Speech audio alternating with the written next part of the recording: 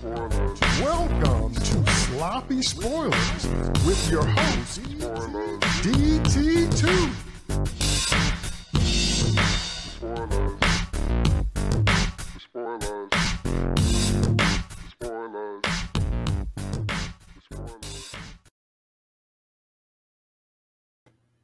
What's up, y'all? DT2 Comics Chat here.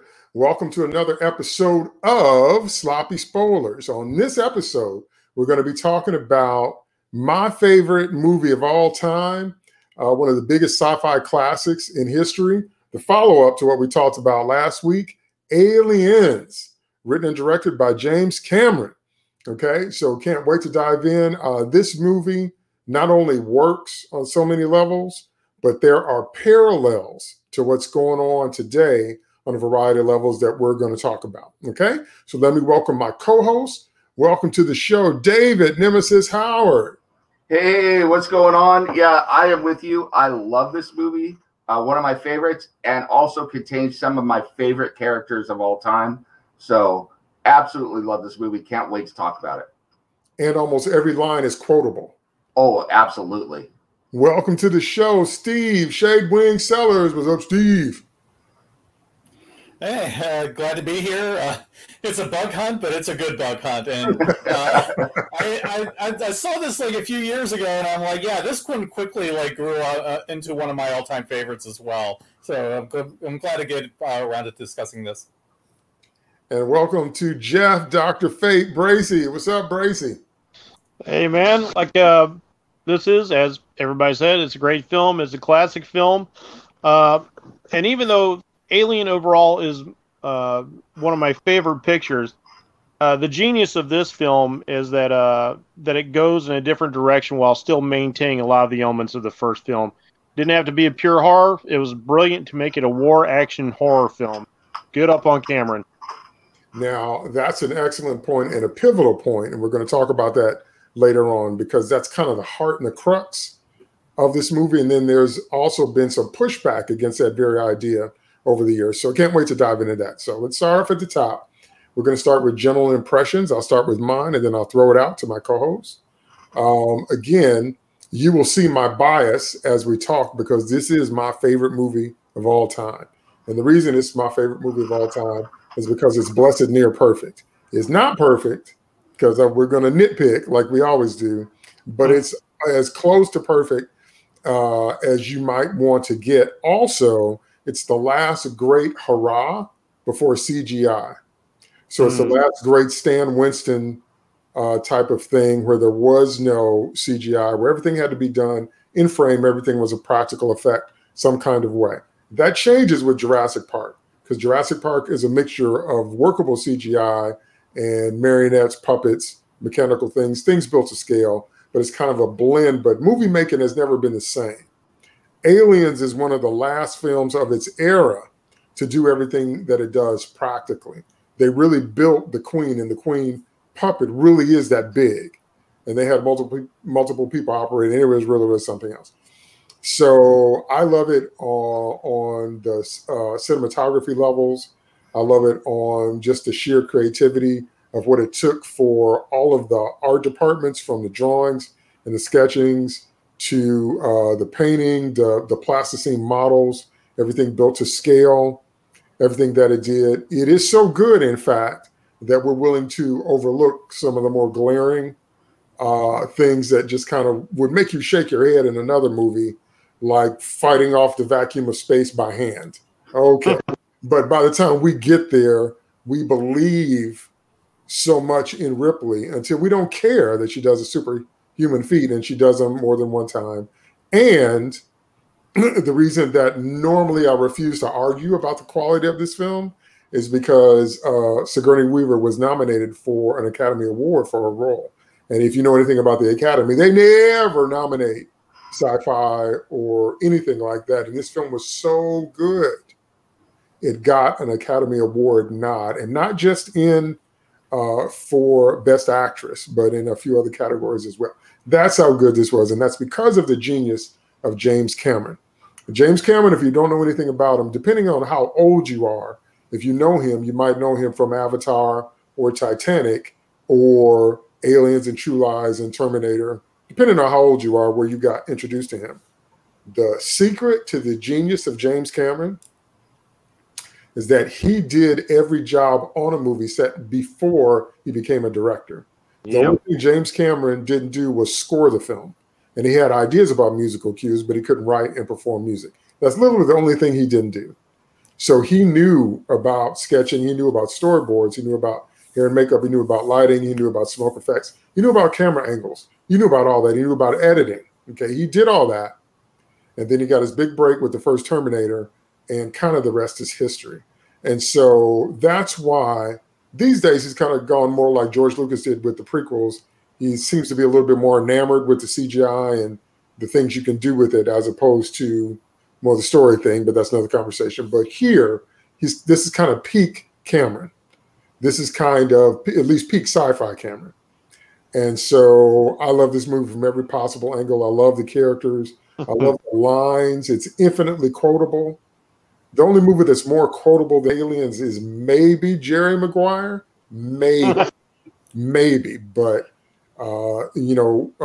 we still quote the lines now. And every trope that we riff on in this genre started with Aliens. So if you know anything about Aliens, when you see a movie that is Alien-esque or just a straight Aliens ripoff or Alien-based, you can see them using the same kind of tropes that were established here. Because the movie that establishes the tropes, they're not tropes. They're innovating. They're not tropes until they have moved a little bit more to cliche territory and everybody's done it. Okay? And so I'm just fascinated with this film. The musical cues have been used in commercials and other films over and over and over again.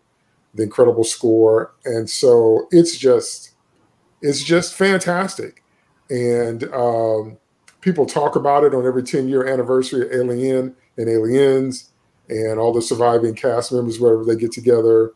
And all of them are cool. You know, we've lost a few. We've lost Bill Paxton, but all of them are cool with fans, love to talk about it. And it's fascinating. So I can't get enough. I've watched all the DVD extras multiple times. So I cannot get enough of this film. So just telling you my bias going in, that I'm fanboying, geeking out. So just so you know. So let me throw it out to my co-host and give me your general thoughts before we do deep dives into specifics. Start with Nemesis. Well, first of all, I have to say you got a hell of a lot of Quan for that movie. So that I do. All right. Yeah, just real quick on this movie, I absolutely love this film. I'm not going to go into a huge deep dive on all the things I love about it, but the first thing that really springs to mind about this was came out when I was in high school. I was thinking about going in the military. I'm not going to say this is a propaganda film, but it just, after I got in the military and everything, Cameron, I don't know who advised him on how relationships are in a platoon or a squad or whatever, but whoever did it very well, which was really, really cool to see. It was probably Al Matthews. And that camaraderie and everything is right there. And I love how he presented it. He presented it warts and all. He presented the good, the bad, and the ugly of military life, of people in the military. I've known women like Vasquez. I've known people like Drake. I've known people like Hicks and Hudson. I have known those people, and they were true to life characters, and I loved it. Another thing about this, one of the things we talked about, Alien, another great movie, but one of our nitpicks about it was some of the characters made some really stupid decisions.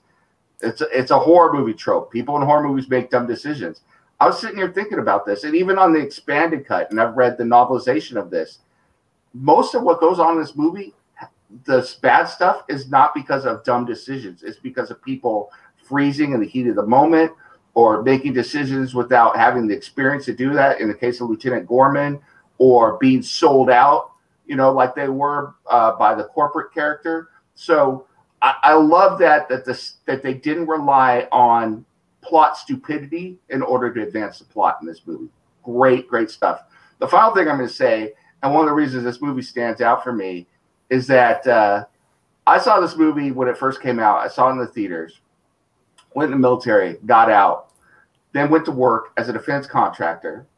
And I tell you all that because one of the projects I worked on as a defense contractor, I could talk about it now because it's live, was building the system in Aliens with the monitoring and everything else that they have for the Marines in real life. Are you talking about the Land Warrior system? Yep, and then deploying it to the Army. I worked on that.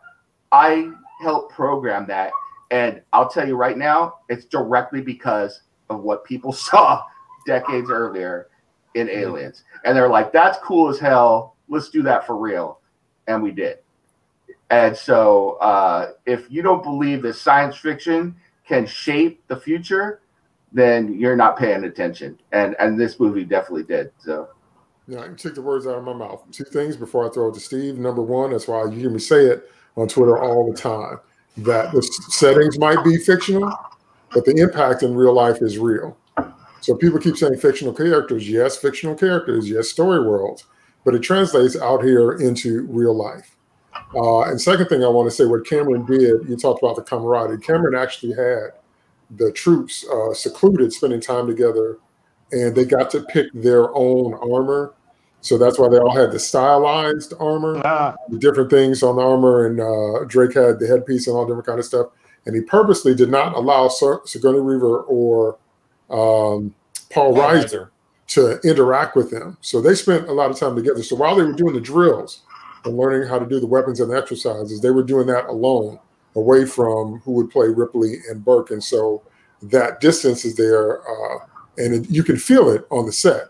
So it was a brilliant way to get the actors to bond, to learn how to move as a unit, and still have the outsiders feel like outsiders. Go ahead, Steve. General thoughts, general impressions. Yeah, to add a little bit to that, one of the big advantages this movie had was Al Matthews, who played Apone. Not only was this guy really believable as a drill sergeant, you find out why he's so believable as a sergeant is because he actually was a Marine sergeant, and he was a decorated one. He was, in fact, the first black sergeant promoted during the Vietnam War. So, this guy knew what he was talking about. He was like their R. Lee Ermey. So if you know who R. Lee Ermey was from Full Metal Jacket and things like that, that was the role Al Matthews played in this movie. And this is part of the reason why everything's so believable. I think they probably drew a lot on his experience. And I think this is kind of like, when he says like assholes and elbows, I mean, this is something that R. Lee Ermey also said.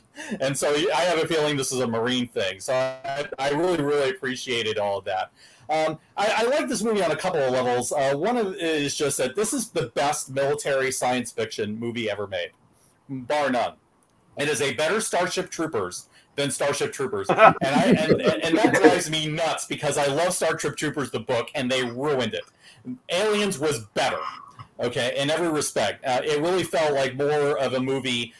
In some ways, it's like a Vietnam War movie, kind of transposed into the world of Aliens, with the sci-fi horror and all of that, and it is amazing.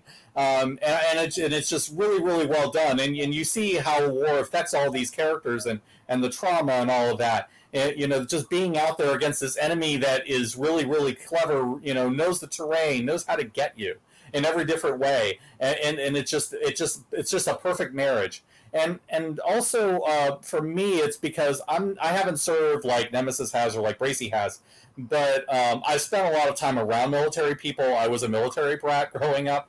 And on top of that, my mother actually taught language to people serving in the Army.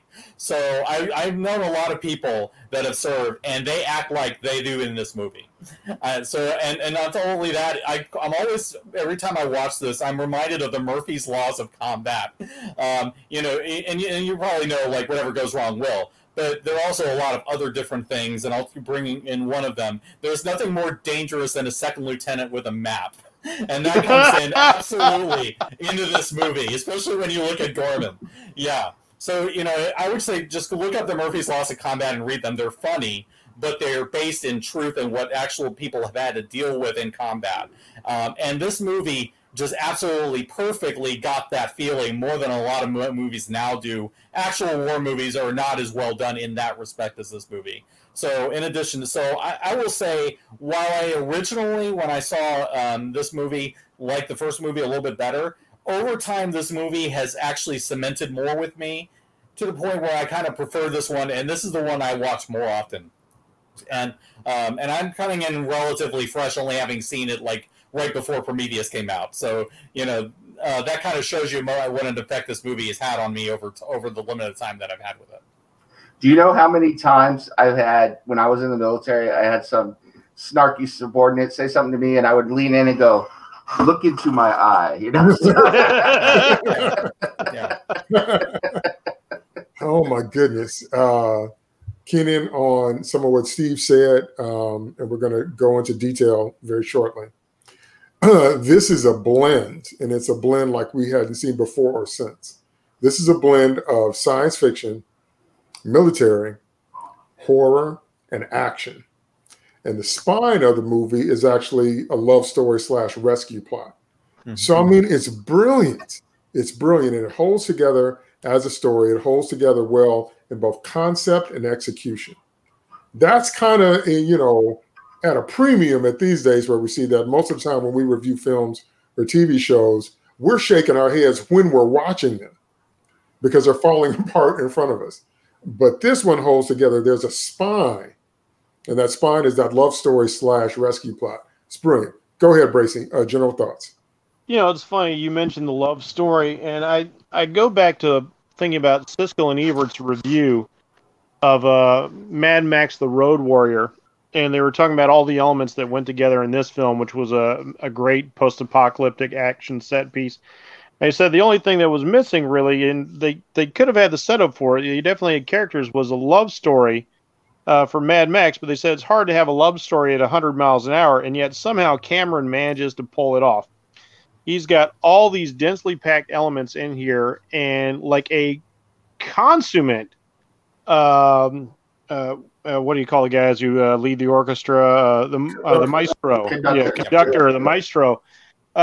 He is just a consummate man when it comes to that he can multitask all these elements, and that, like you said, DT, that comes to his upbringing up through the old Roger Corman school of filmmaking, if you will, where you just had to do everything if you wanted to get anywhere working for him.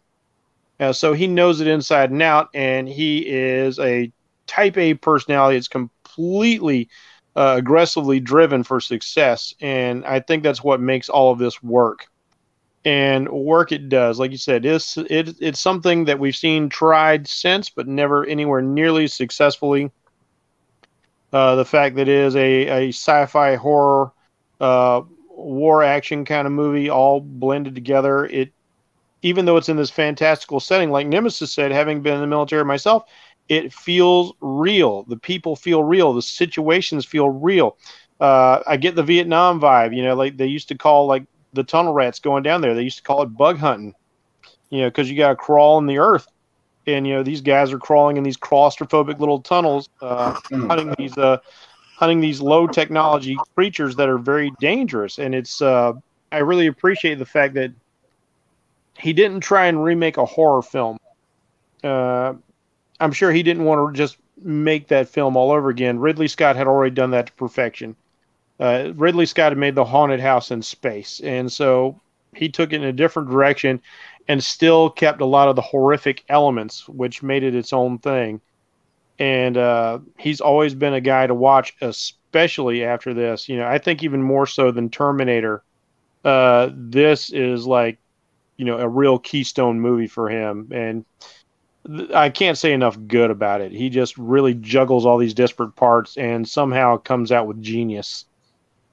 Absolutely. And now, also during this review, I'm going to be toggling back and forth between my geek hat and my writer's code hat, because you can't really help it with something on this level. So I'm going to be pointing things out as a fan and as a writer that just absolutely fascinated me. I'm sorry, I had to put the maestro up there after. I was wondering about your So we'll start off by talking about there's only one spine, but the spine is set up so beautifully. So the spine of the story is the love story, and that is the love between Ripley and Newt. But now, if you know anything about the extended cut or the director's cut, they cut one of the biggest and best scenes in the movie, and that is when we discover, because Sigourney Weaver was furious when she saw the theatrical cut, because they cut the scene for the sake of time. Long story short, Ripley's in front of a holographic park, but she's actually in a hallway in a hospital or in the building. Yep. And she keeps asking Burke, is there any news about my daughter? And Burke basically tells her that her daughter died at the age of 66 because Ripley was in suspended animation for 57 years. And the last time she saw Amy, she was 11 years old. And so they show a picture of a woman in her mid-60s that had just passed, and she was cremated and she didn't have any children. And Ripley's looking at the life that might have been. Ripley's looking at the life that this experience of the first movie snatched away from her. Ironically, that picture that Ripley's looking at is actually Sigourney Weaver's mother. So it's a little, info from the DVD extras. But I can see why Miss Weaver was furious that they cut this out of the theatrical cut, because it sets Ripley's whole motivation up. Everything that she does after losing the daughter, that love and that passion is transferred to the new daughter. And the reason that's important is because it is literally all she has left. Okay. And so once again, it's brilliant. And so she set up from the opening of the film, because the opening of the film is the exact setup from when we see the first film close, except we find out as the movie goes on that it's 57 years later and everything that comes along with that. So you guys talked about in your comments about how it's real and the reason that it feels real. Well, the reason that it feels real is because Cameron knows how to bring up real human emotion in a fantastical space. So the first thing I want to talk about is the main spine of the story and your reactions to it. Can you relate to it? Have you ever been in a situation where you lost someone or something and then you had another shot and you were willing to go to the wall to it like Ripley did for Newt? Just tell me that whole thing, because we're going to do some more deep dives, but just tell me that whole thing about her whole motivation. Can you relate to that at all? Have you had experiences like that? Or if not, tell me how you feel about that as a writer, about seeing her love for Newt and the extreme she was willing to go to for this little girl because she didn't have anything else. Let me hear your thoughts on that. Start with Steve. Yeah, I think everybody can on some level relate to having lost somebody important to them that they would do anything to bring back. And so, maybe you might connect to somebody else that reminds you of that person. That absolutely makes sense to me. I haven't lost a child like that. Okay, I have not been in that position. I'm sure that those of us in the group that are parents, absolutely can relate to that, because that is a fear that resonates with you. Losing your kid is a huge blow to any parent. No question about that. I haven't personally dealt with that, but I can understand what that's like. I can understand. I can sympathize with that motivation completely. What I can relate to, I would say personally, is the idea of trauma. Because like a long time ago, I was in a really bad car accident, and it kind of messed me up for a good long while afterwards. I was never driving the same way again for a long time, and I finally learned, to be okay with that. But I can understand where Ripley is coming from because of this. I can understand that Ripley is seeing, the aliens, and she sees this thing come out of somebody's chest, and she's, instinctively grabbing her own chest because, she remembers what happened to Kane. Okay, so all of these things that are flashing back to her and coming back to her because of that. That I relate to very, very strongly. I completely see that aspect of that, and they handled that, I think, very, very brilliantly. And I love that Ripley's arc in this story is so perfect and so complete, because it is about her facing that trauma, and coming to terms with it so she can move on with her life.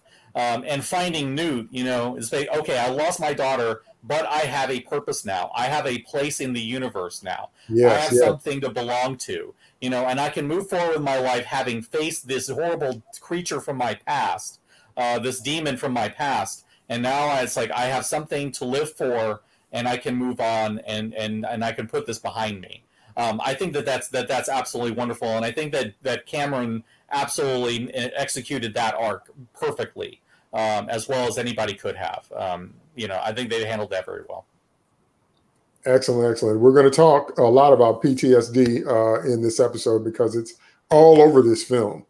And it's all over this film in a very real and tangible, relatable way as well. Go ahead, Bracy, your thoughts about the whole spine of that love story and losing a child and the extreme she went to for Newt.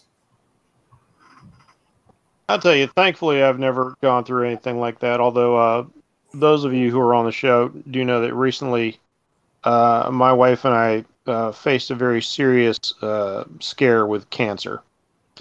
And so even though you don't want to go there, your mind is a hideous thing that just goes wherever the hell it wants to sometimes. And so thinking about a future without her was always lurking. And it was like the most horrible thing I could imagine ever, since we ourselves were never able to have children. That's the only thing that could top it, would be to lose a child. But that alone, having spent 28 years of my life together with somebody and suddenly thinking that coming to an abrupt end was shattering.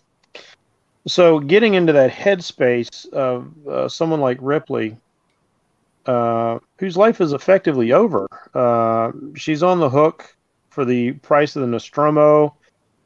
She's blacklisted from any kind of job possible that's just not going to be like the basement level blue collar worker.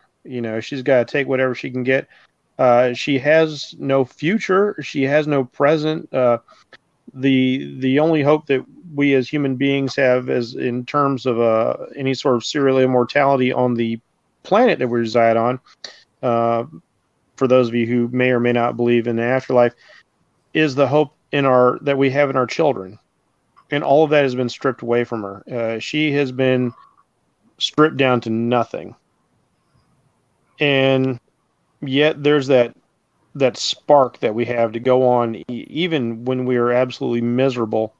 And it's enough to bring her into the scenario once again, back into this nightmare, hoping that the nightmare is actually not going to happen. And yet, and maybe she's just, I don't know, maybe there's a little bit of even though this is the most terrifying thing she can experience, the alien, but maybe there's a little bit of a death wish there. Maybe she is hoping things will go wrong. Because Nemesis talked about Newt has that 1,000-yard stare. Sigourney Weaver affects something like that earlier in the film. So there's just this dreadful emptiness there. And it just shows what a brilliant actress she is. And like you guys, I would have been furious too. To take that scene away from her, especially for time, you could have just, what's 5 more minutes in the movie? I don't think that would have interrupted the pacing. And I'm glad today we have the option of seeing director's cuts and things like that. So that's quite the blessing. But I know for myself, if I had a chance to jumpstart myself in the way that this character gets to, if there was anything I could have done within my own power to keep my wife with me, there would have been no hesitation. No hesitation. So the story is told beautifully that way. And I'm also a big sucker for redemption. And even though none of what happened was Ripley's fault, she is still bearing the mark of Cain from Alien. Mm-hmm. And so through no fault of her own, this is also a redemption story. And I am a huge sucker for redemption stories. So that's just one more thing that just makes this a real masterclass in how to put together a great story with great characters and great arcs. All right. I'm going to talk about that a little bit more in a minute. Go ahead, Nemesis. Thoughts on Ripley's reaction? Can you relate her extremes for trying to get her life back or maybe trying to create a life given her circumstances? Yeah. I'll say that, I grew up in a rough area. And from a very early age, been around a lot of violence, a lot of violent death. But I kind of want to save that for the PTSD discussion that we're going to have, because I think it's very relevant there. But what struck me about Ripley here, and one of the things that really annoys me about modern movie discussion, is so often you hear people say that there's no representation of women in action. or women haven't been heroes and stuff. And I just point to this movie right here as a starting off point of Ripley. And why I think that Ripley's journey here is so iconic is because I think there's three factors here. One is that you have all these strong male characters, you know, I mean, and you've got Vasquez, who is a strong female character, but she's still military. I mean, they're supposed to be strong. But here, the main character, the hero, the one that perseveres, is Ripley, who has not got military experience. She does it on her own. It's her hero's journey. It's her own gumption. That's number one. Number two, if this movie was made today, to do that, they would have undercut all of the other characters, all the military characters, and especially the men. They would have made them stupid, sexist, horrible, incompetent. Cameron didn't need to do that. And why? Because Ripley was strong enough to stand on her own and persevere on her own. And other people died because things went wrong, not because of stupid decisions they did. So it was realistic in that way, and that she emerged as a hero. That's classic. That's classic all through fiction, all through literature, all through history. It's wonderful. That is a strong female character, which brings me to the third thing. The thing I really love about Ripley here is that Ripley reminds me of women in my own life. They may not be fighting aliens or have lost children or whatever, but I'll tell you, you get between a woman, any woman, and children, good luck. My wife is a teacher. God forbid that somebody tries to do something to one of her students. They'd be dead man walking, you know? Try and do something to one of her kids, good luck. You know, Mama Bear comes out. And then you throw into the fact, and I know that a lot of you are going to identify with this, I'm Hispanic. Hispanic women, you know, you always hear this crap about, oh, you know, Hispanic male, machismo and everything. Yeah, it's there. But you know who rules the house? Who is the protector of the house? Who lays down the law? It is your abuelo and your mama. You know, they're the ones that lay down the law. And if you don't listen to what's going on, you're going to get a chancla to the side of the head. You know?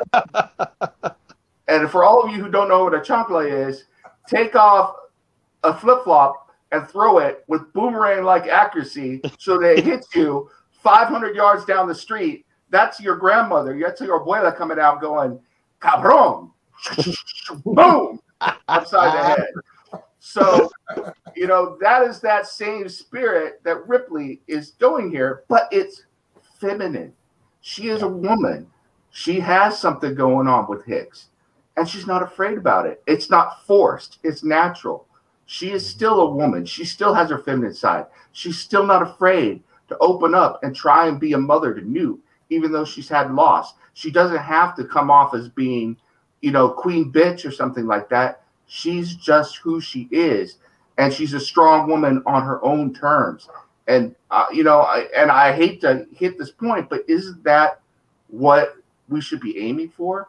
Is that you could be a woman, you could be feminine, you could be strong, you could be heroic, but still be a female, you know? And I think that's what's one of the most wonderful things about Ripley as a character in this movie. Well, now, part of it is Ripley as a person. We'll get into it a little bit later when we talk about the fact that the climax of this movie is about two mothers fighting for their children, both with a legitimate desire to protect their offspring, which is, once again, so feral and visceral and relatable on an unconscious level, because, once again, it's brilliant. That's why I love this movie so, because you get it. Because when they meet without words, but we'll get there. I also want to point out that Ripley is dealing with 3 levels of stress, 3 sources. The first source of stress she's dealing with is the fact that she's a woman out of time. Okay. Second source of stress that she's dealing with is her memories of, as you said, watching Kane get chest bursted. How would you ever get over something like that? But the third level of stress she's dealing with is what she has to do to fight for her child when she gets in a new environment. So that speaks to her strength as a person and as a character, to Cameron's writing skill and Sigourney's acting skill to deal with the time displacement, the loss of family, the idea of going after the new family and everything she has to fight to do that, but also the trauma of seeing Kane get on that table and seeing that baby alien come out of him. How could you ever get over something like that? Yaphet Kotto, the late great Yaphet Kotto, said as an actor, he couldn't sleep for weeks after filming that scene. That's how intense it was. He said his wife was trying to figure out ways to help him calm down. He's like, he couldn't calm down because he couldn't sleep. That's how deep the chest burster was. The actors themselves were traumatized, so you know how real that was. So now I want to segue into something. I'm just curious to hear your thoughts on it, because we talk a lot about people doing stupid things for horror to work, and this movie has the least amount of that we've probably ever seen, but it does have some. You won't know this unless you're familiar with the director's cut. In the theatrical release, we don't see LV-426 until the troops and Ripley get there. In the extended cut, there are some intercuts there where we see Hadley's Hope, which is a colony that was established on LV-426 that, according to Van Leeuwen, has been there for over 20 years. And then we find out as the movie progresses that Burke sends Newt's family out to that ship. It's Newt's father that gets face hugged. And so there's two things that happened that had me scratching my head. First thing that happened was, how did they never encounter the derelict ship in all that time? Now, that's feasible, but I just want to hear what you think about it. Second thing is, we talked about this last episode about the quarantine protocol. So the parents go in the ship with no mask, no armor, no helmet. They just walk right in the front door, like, la, la, la. And then when he comes out and he's face hugged, obviously they brought him back just like that because the alien hatched. And there's a third thing that I don't know if people have thought about, and that is that, and they didn't really get into it in Alien 3 like they should have. But did he hatch a queen? If that was their first time encountering the ship, and if Newt's father was the first human that was a victim of a chest burster, then whatever came out of him, how did all the other aliens come about? Had to be from eggs. How did the eggs get there? So did he hatch a queen? They never really dealt with that. So I just want your thoughts on that.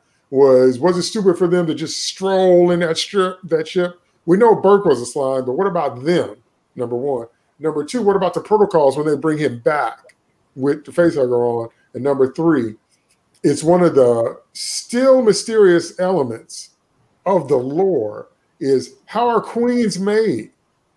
Because in Alien 3, there was actually a queen facehugger, but they cut that out. But we'll get to that later. So tell me your thoughts about all choice, because I am like obsessed with the whole alien and xenomorph and all that. So I will give you some lore that is canon to the movie and outside their own Alien extended universe, if you will. As I'm sure you guys talked about last time, you probably discussed the deleted scenes from the original Alien film, in which we see that the xenomorph, while it does kill some of its victims, it also would egg them in the deleted scene, transforming them into the egg. And I will say, in some ways, I was a little disappointed in Aliens in that respect, that they, I can see where they got the idea for an insectile sort of hierarchy in society, given that the idea behind the alien itself is a parasitic organism, something that we do see in our own with like tarantula hawk wasps and things like that. But I really latched onto the idea that the alien creature could metamorph out of your DNA and also metamorph you into an egg structure. Going into the greater lore of that, we have a couple of things that could have happened. One, indeed, they could have stumbled across a queen egg. Two, the alien species in the extended lore is able to become whatever it needs to for the hive to continue. Yes. With enough time, a drone like the one that we had on the Nostromo would have eventually become a queen to establish a colony once there were enough victims in play. It didn't need to at the time because it realized it had a very limited supply of hosts. But say the Nostromo made it back to Earth, well then, it would have mutated into a queen, or it would have produced a special jelly that would have allowed the next generation of facehugger to develop into a queen facehugger or a queen egg. So that's how it works in the wider continuity of the books and the comic books. I think when you've got that many eggs already in the hold, clearly the ship was the derelict ship was meant to disseminate these things for some sinister purpose. You have to assume that when Cameron decided that we were going to go with the more insectile route of the queen ant, the queen bee, the queen terminator, that sort of termite.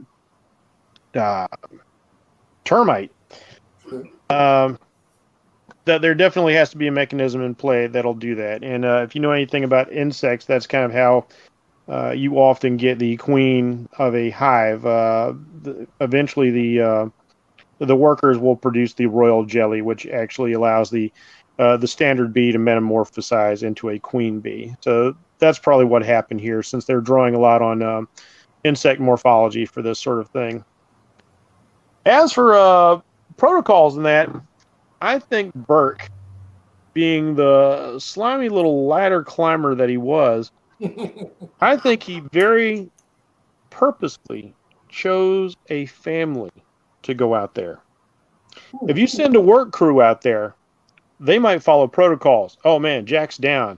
Oh, we got to quarantine Jack. You can't come in the buggy. We'll go for help. You guys sit here and keep Jack stabilized. If you send a family out there, nobody is going to leave a family member. I think that speaks to Burke's character. I know it's not in there, but that's my suspicion, because I don't remember reading that it was Burke specifically in the novelization either.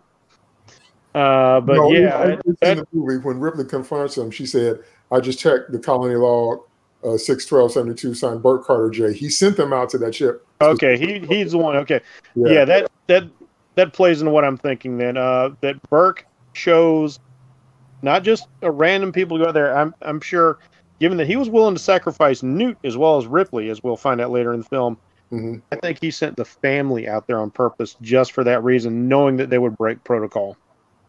That's brilliant and probably true. And definitely with the insectile stuff, yeah, that is true in the larger lore, that they all have the ability to spontaneously morph. Like you said, there are other insects that do that on Earth. So once again, it's relatable. And as we've seen in so many monster movies that have the human element as a wild card, once again, we've proved that the most dangerous thing on Earth or in space or wherever is still the human being.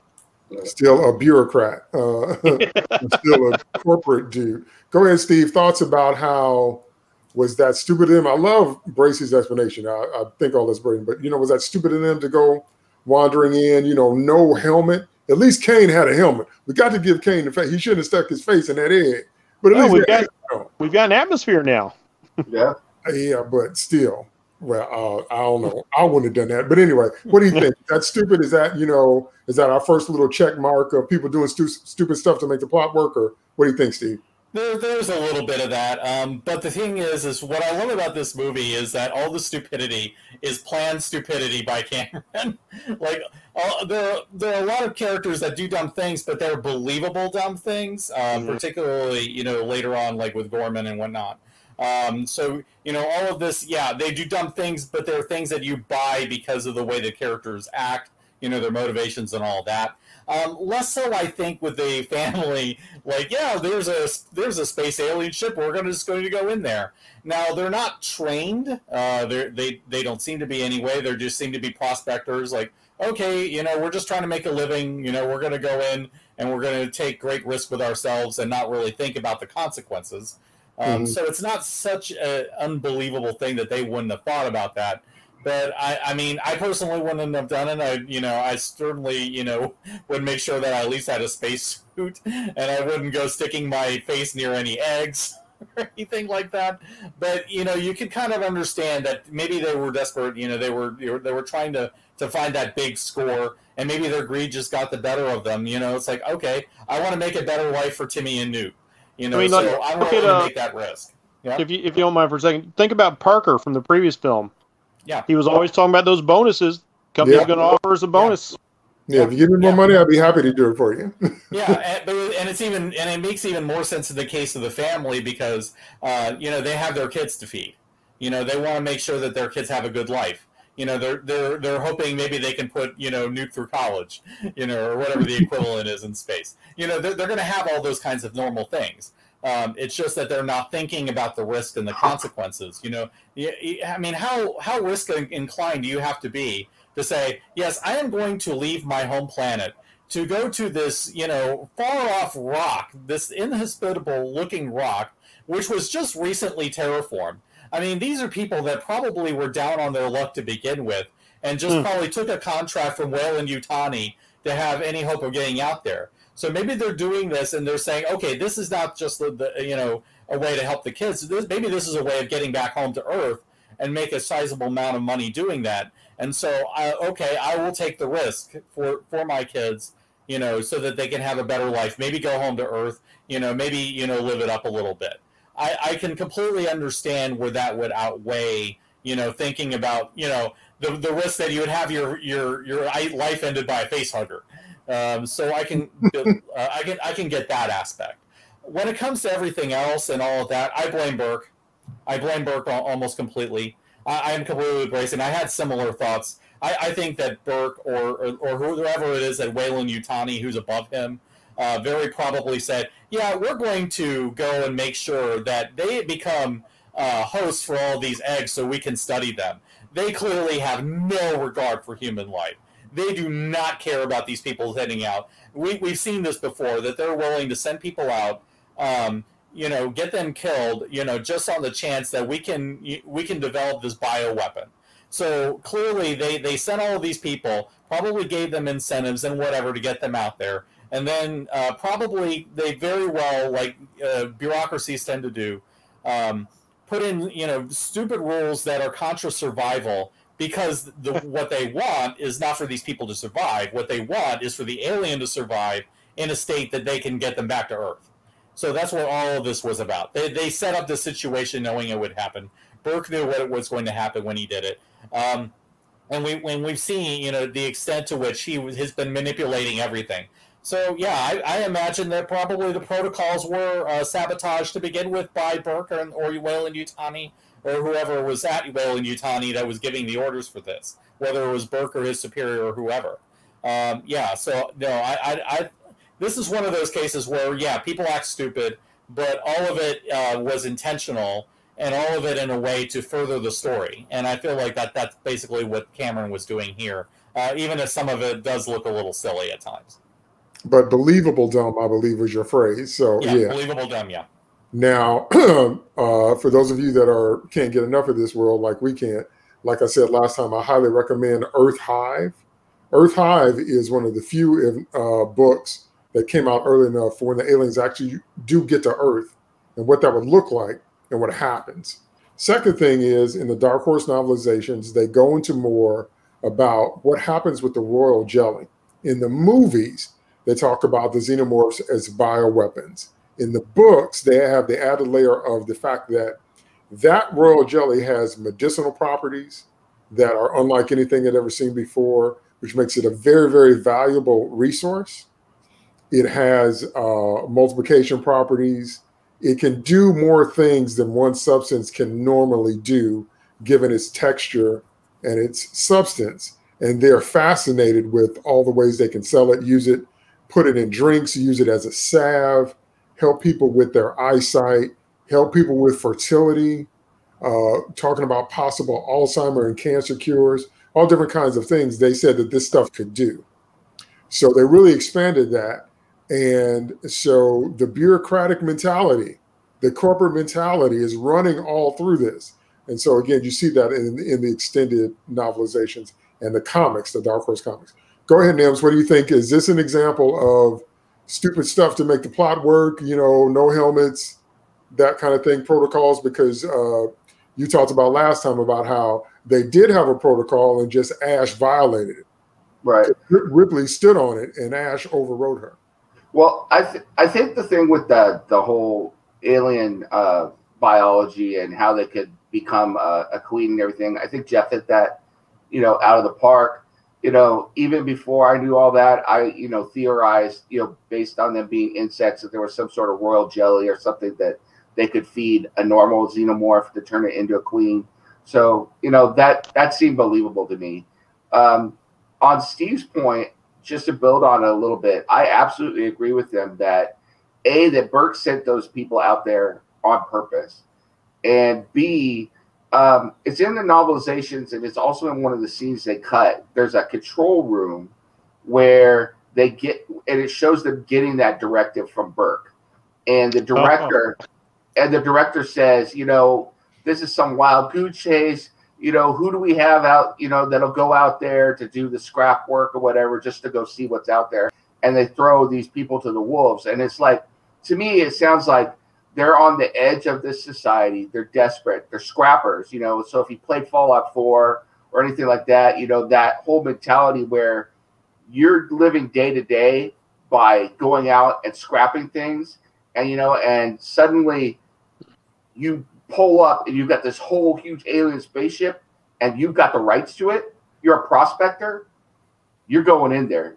Greed takes over. There's also other motivations. There's a family and everything, but yeah, it's most definitely greed. It makes sense to me.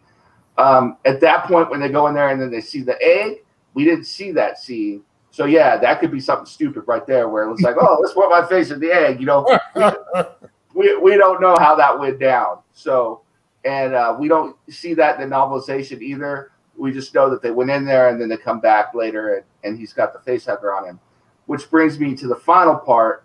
And I absolutely agree. This is Burke. In fact, to my point of view, and this is me as a writer and as a longtime lover of this movie and this book, putting my own thoughts on what happened here because it's not spelled out. But I could definitely see that family. The wife drives back. She's like, let us in, let us in. They're like, whoa, what is this thing on this dude's face? We sent you out there. We're calling the company to find out what to do now. And then Burke is like, oh no, we need this. This is a valuable specimen. You bring him into the colony. Mm-hmm. That's how I see that going down. So yep. I definitely see the colony going, wait a minute.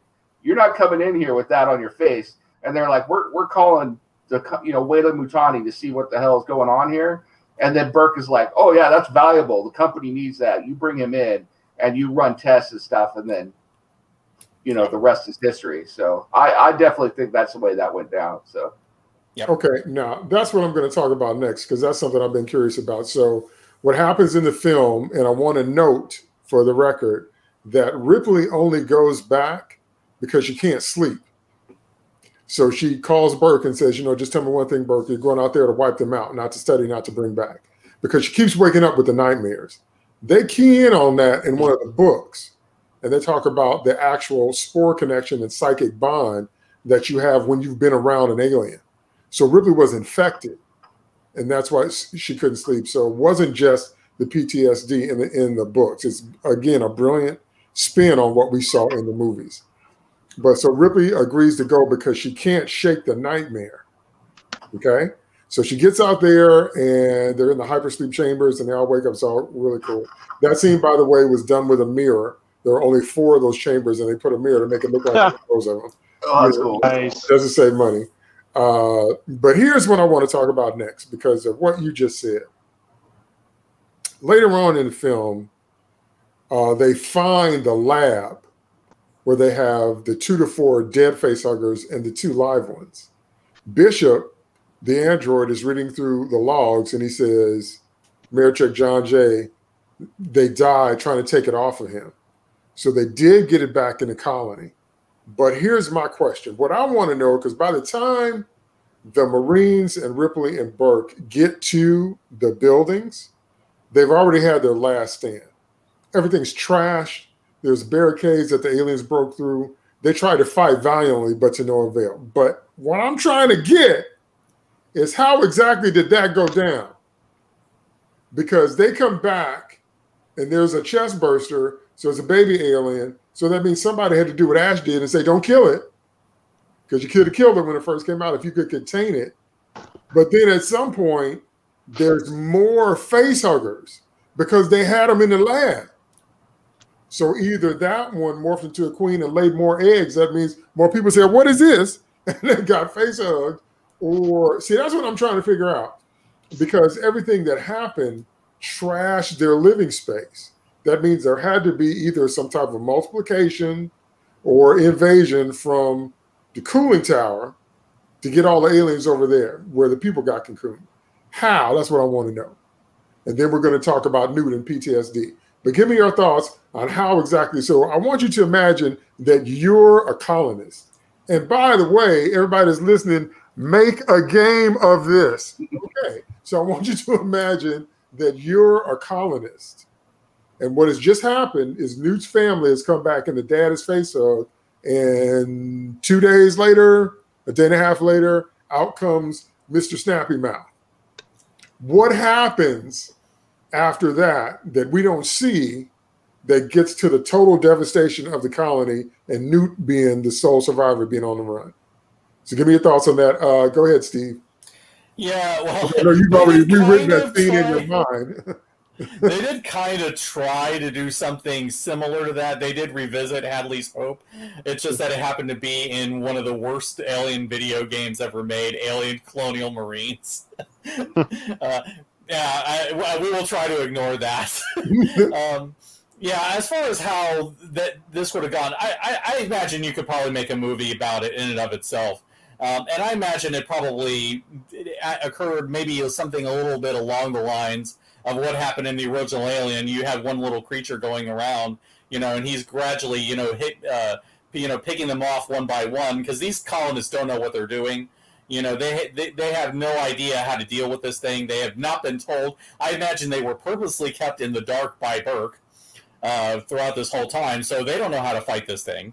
The only one who might have any kind of idea of how bad the situation is Newt, because she watched her dad get face hugged. And probably she started, seeing bad things happening, and she had enough sense. And because she's not a high priority target, she was able to disappear, in the ventilation ducts, and she had her little hidey place that we saw later, where Ripley finds her. Okay, so we gradually see that. But I imagine probably, because the thing is, these aliens, they do act strategically in this movie. So I imagine probably, they probably started off with the senior sort of officials that were in the colony and destroyed their organization and just worked their way down. I imagine you could get a really great horror movie, just focusing on, how these things multiplied, how they made new eggs, drag them all off, all this whole thing. And we saw that there was definitely fights going on. We saw that there were definitely points where the alien must have gotten injured, because one thing that they find that Hicks finds early on is evidence that the alien's blood was spilled. So clearly this thing got hurt along the way too, because it was splashing acid. So, I would say maybe later on they kind of realized, okay, we're in trouble. We got to fight these things. But they weren't prepared as to how to fight them, so they ended up getting mowed down by the xenomorphs. So, yeah, I think that you could get a really, really great game or movie or, some kind of spin-off story, just focusing on this kind of thing. And it would work, very much according to formula.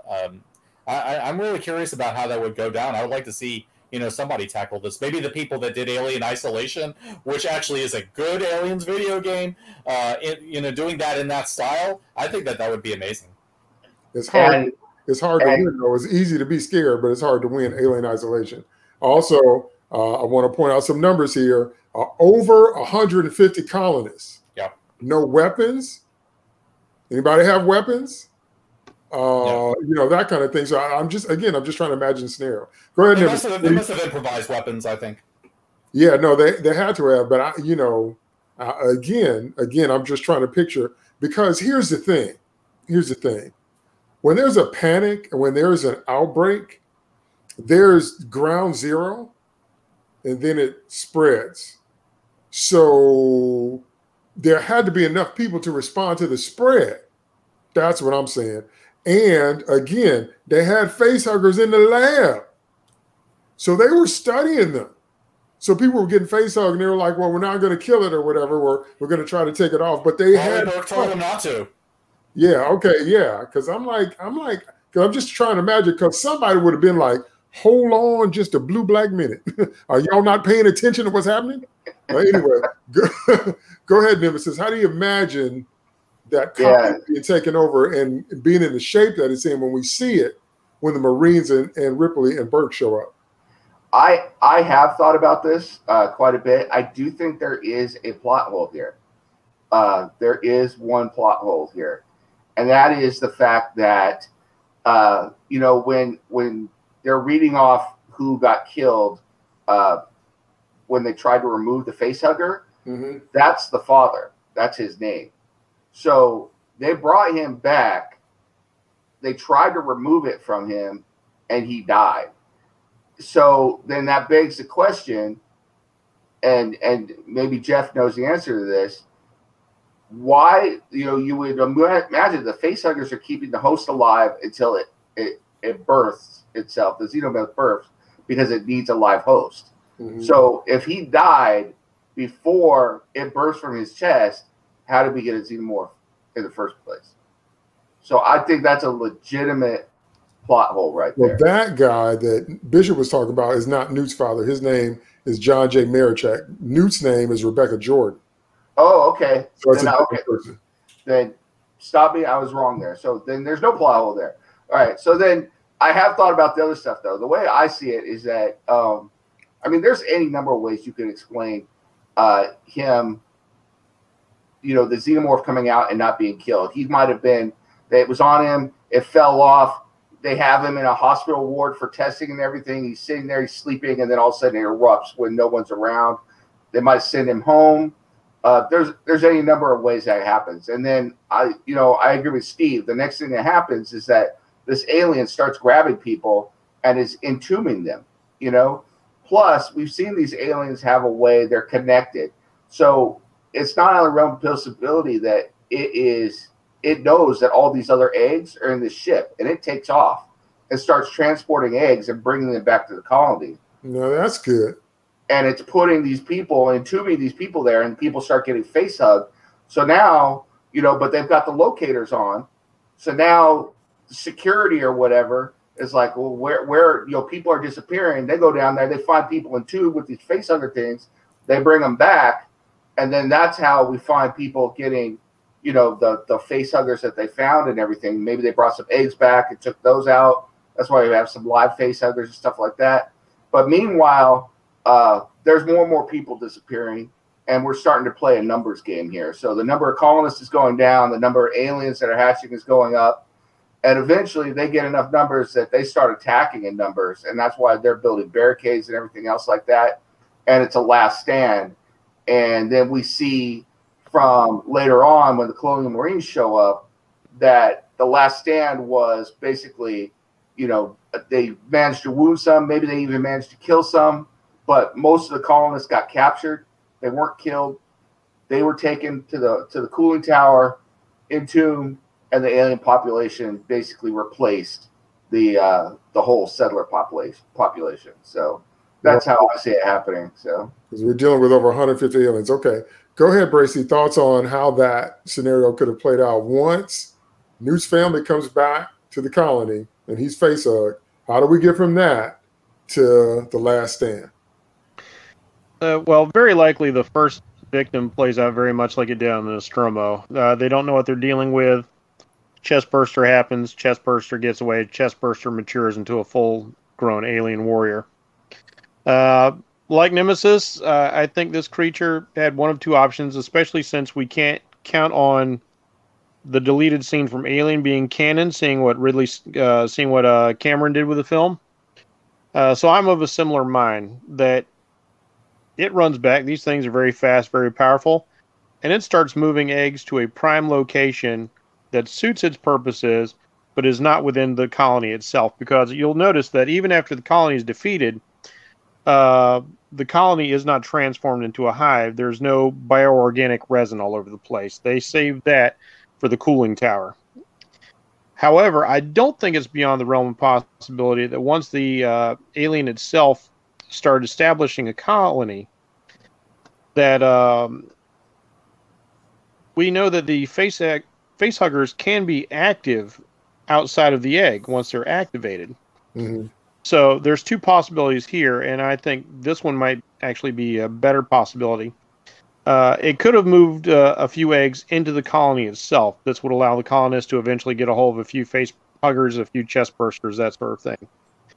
I think it's actually a little bit more likely that it could have encouraged the face huggers to hatch onto itself, and then it runs them in, because that's a lot less cumbersome than carrying, a 3-foot egg with you, even for creatures as powerful as a full-grown xenomorph.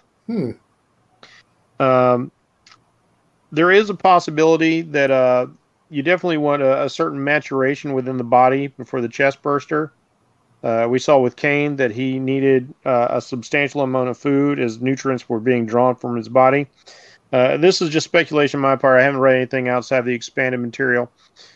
In the expanded material that might say this, but I think it's possible that if the chest burster is allowed a certain level of maturation from its tadpole state, that if the victim dies, it might just start cannibalizing the body that's around it, and still have a possibility of chest bursting out of that. But that's speculation on my part. No, that happens in the comics. They actually grow clone bodies that are headless, and sometimes torsos, but they launch chest bursters out of those. So that's definitely. Oh, that's right, boy. It's been a while since I read that stuff. Yeah. But yeah, but I'm talking about a body that's actually deceased. So like if they tried to take the facehugger off and it killed the victim, protein is protein. And you've got so many hours. It takes the body a long time to die on a cellular level. So there's still good material in there to feed off of. I know we don't like to talk about this movie, but Alien 3, did a xenomorph come out of a dead cow or something? No, that was in the original scene. It was supposed to be a cattle as opposed to a dog. An ox. Yeah. Okay. And it was an alien queen facehugger. It was black, bigger and longer, and it had webs between the claws. Yeah, it was real nasty looking. But they threw that out, and then they had it come out of the dog. So yeah, so they stuck with the original idea. Yeah, my idea is that single alien has to establish the colony and has to infiltrate, because it needs possibly one other alien to progenerate a queen, or in the games they do have queens can metamorphosize out of it's the game, so how canon is that? But like if you're when you play aliens versus predators versus marines, one of the options you get a couple of different classes of aliens. And if you survive long enough as an alien, you keep evolving until you can become a queen. Okay. And that's kind of a cool concept. They're like, if one really hardy alien can go the distance, or if it can get another alien going, so they can start swapping the old royal jelly to get a queen going. Yeah, so that's my thoughts, because I hadn't thought about that before, because you raised an interesting point that how did those get in there? And that just made me think about, like, none of this place got covered in the alien resin, so I'm leaning toward my infiltration idea, bringing in a few face huggers on its own. Well, they are definitely smart, strong, and fast enough to do that, and their goal is survival and reproduction through any means necessary. Very, very true. Okay, now we're going to move the conversation to what I found out was a controversial character, and that's Newt. I didn't know. Some people didn't like Newt. And so we're going to talk about two things. We're going to talk about, does a kid ruin the movie? And we're going to talk about PTSD. So number one, now I personally have talked to Carrie on Twitter, and she's so cool. This is the only movie she ever made. So after she played Newt, she just went on and became a teacher and got married, had her kids, and had a life. So she shows up at the alien conventions, and she's so cool. She interacts with the fans, and she's tired of people saying, they mostly come at night, mostly, because it's been 40 years. So I can't blame her for that. But so I try not to say stuff like that to her, because everybody says that to you, and everybody thinks they're so clever. Can you imagine being 12 and hear that line for 30 years? Anyway, so, but a lot of people, you know, we hate the kid and we're glad she, you know, died. Spoiler alert, blah, blah, blah. I'm like, how could you hate Newt? I didn't get that. So I want to hear your thoughts on, does the kid ruin the movie? Because most of the time in most films, it does. When we've had a long-running show or really hot movie, and then you introduce a kid like Superman Returns, it's like, oh. But in this case, Newt is at the heart of the story. She's part of the spine. So I was surprised to find that some people didn't like her being there, one. Number two, we're going to segue into PTSD along these lines. You have to think about, because PTSD is all over this movie, Ripley saw one chest burster. Newt saw multiple people chest bursting. Think about what it must have looked like from that little girl's point of view, to see her father die and then her brother and her mom and all the other adults. Now, her little cubby hole, I thought that was visually brilliant, because what I thought was two things. First thing I thought was that there's a garbage smell that masked her scent, and there's the fan.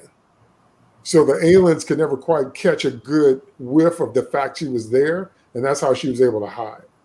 But I'm just imagining being this little girl and all the adults around you die horribly. And we talked about before we went on air about how she had that 1,000-yard stare and what she had to have seen, because she was bleak. When we meet her, Newt is like, Ripley's like, these people are soldiers. They're here to help you. Newt's like, it won't make any difference. So let me hear your thoughts about two things. Is number one, the sci-fi trope or fantasy trope was, does a kid ruin a movie?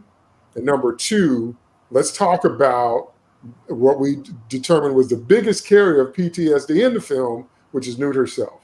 Go ahead. Let me start with Nemesis. Yeah, let me tackle the first one first. Does a kid ruin a movie? Not always, but the reason that kids almost always do ruin movies is because of writers. Because writers write the kids as being not real kids. They write them as being snarky pains in the ass, you know? So, you know, and they don't write them believably. They don't give them real reactions to real things going on around them. You know, kids, yes, kids react differently than adults sometimes. Sometimes they take things better than adults sometimes they are better able to survive and cope with stuff than adults can. You know, it's a weird thing with children. And so often writers write children as, they don't even write them two-dimensionally sometimes. They write them one-dimensionally. You know, they use them as just a stand-in to sit there and do something, and they don't explore, you know, how is a kid going to react to this? What is a kid going to think about something like this? You know, and that is one of the things that I think why, in my opinion, Newt is a wonderful character, because I think she's a believable character. You know, yeah, you might have been a little bit annoyed at the things she said or whatever. I've heard people say the same stuff. I think you're being harsh, but you know what? The kid is emotionally dead inside, which goes to your second point, which is PTSD. Mm-hmm. You know, most often for me, I associate PTSD with military stuff because you've seen horrible things or whatever. And that's a failing on my part, because it's not unique to the military. It just happens more in that profession in certain instances. But, you know, and I brought that up a little bit, that I was going to bring it up. I understand, and I'm going to do a little bit of sharing here, and I don't mind it sharing. I had to go see a professional for this kind of stuff, and it started early on. It wasn't just my military career, even though I saw it. But I mean, the first time I had a knife drawn on me and held to my throat, I was 7.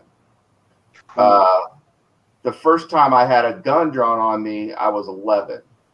The first time I saw someone die horribly, I was 15. and 3 girls that I knew in front of me, we were sitting and we stopped for a train, and a runaway rail car came down, derailed, and beheaded all 3 of them right in front of me.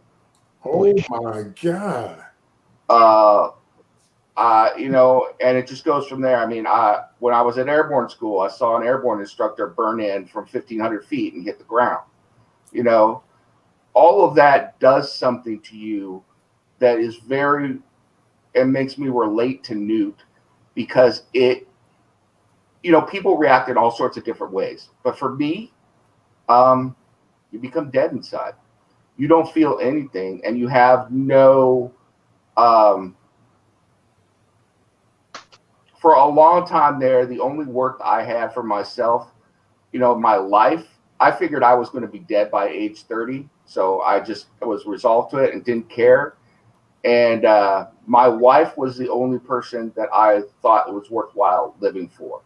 And so that's why I had to go see a professional. And I know I'm doing a lot of sharing here, and that's what Newt would have had to deal with too, because you've already figured, you've seen it, you're going to die. You're going to die horribly at some point. So you've shut yourself off from everything and everyone. And so, and to open yourself up again is to feel that pain. And that's kind of what PTSD does. It's your mind's way of coping with horrible things and coping with it mentally. And everybody deals with it differently. But what is really about is coping with your own mortality and knowing that you've seen some horrible stuff. And so that's why I really identify with Newt here, because she has got that look. I know exactly where she is. She has that empty feeling inside. She has, and you don't want to open up to anyone. And I can see how she's very hesitant at first to open up to Ripley, because it's like, I know exactly what she's thinking. She's like, I'm going to open up and you're just going to die too. You know, you're just going to die too. And so it's definitely understandable. It's definitely believable. And it's definitely not a military thing. It can happen to all sorts of people for all sorts of reasons. And it doesn't even have to be death, you know, that it can happen too. So it's a serious thing. And I would just say, you know, I don't want to get off on the whole PSA here, but, you know, if you feel like that, don't be afraid to go get help. It's not a sign of weakness at all. You know, I agree completely. Without going into too much detail, I had a rough childhood too, but for me, it was always fighting. So I've been fighting since I was very, very, very little boy, fighting around me, just having to fight stuff. And after a while, it does do something to you psychologically, and you do need to have somebody help you work through that or whatever, because you adjust to it. You begin to expect, you think, well, this is the way life is. So I can relate to that as well, because especially when you're young and impressionable like that, and something happens to your psyche when you kick into survival mode. The way the brain and the psychology of the human is wired, there's something that every living thing has, which is that deep desire to survive. But when you kick in there, other things are deadened. You know what I mean? Because like you said, you can't afford to open up and feel, especially when it's in survival mode. And I have been there more than one time in my life as well, to where I was like, you know, we just have to make it. And that's different from, you know, laughing, skipping, and blah, blah, blah. And so I can relate to everything you're saying, because as far back as I can remember, it's been like that. And so that's why I also vibe with Newt as well. I was like, I understand this little girl completely, man. She's doing what she needs to do. She's being smarter than the adults around her. She's working with what she's got, which is her size. And like I said, I think the smell, because they established in the deleted scene that she's small enough to fit in the vents, which comes into play in the movie. But with that smell and with that fan, she was smart enough to say, I've got to get away from where they can sense me, which I thought was brilliant. I don't know if that was cognitive, but, you know. So I thought she was great. So I don't get the hatred, and I can relate to that kind of trauma. And another thing I'll just throw out, then I'll throw it to Steve. And this is going to sound funny, but it's really funny when you're in a situation as a kid and the adults around you don't get what situation they're in. They don't get what's happening. That's a pet peeve of mine, which is why whenever I work with kids, I try to be sensitive to them because I remember what that feels like. So whenever I'm working with kids, I'm always trying to be sensitive.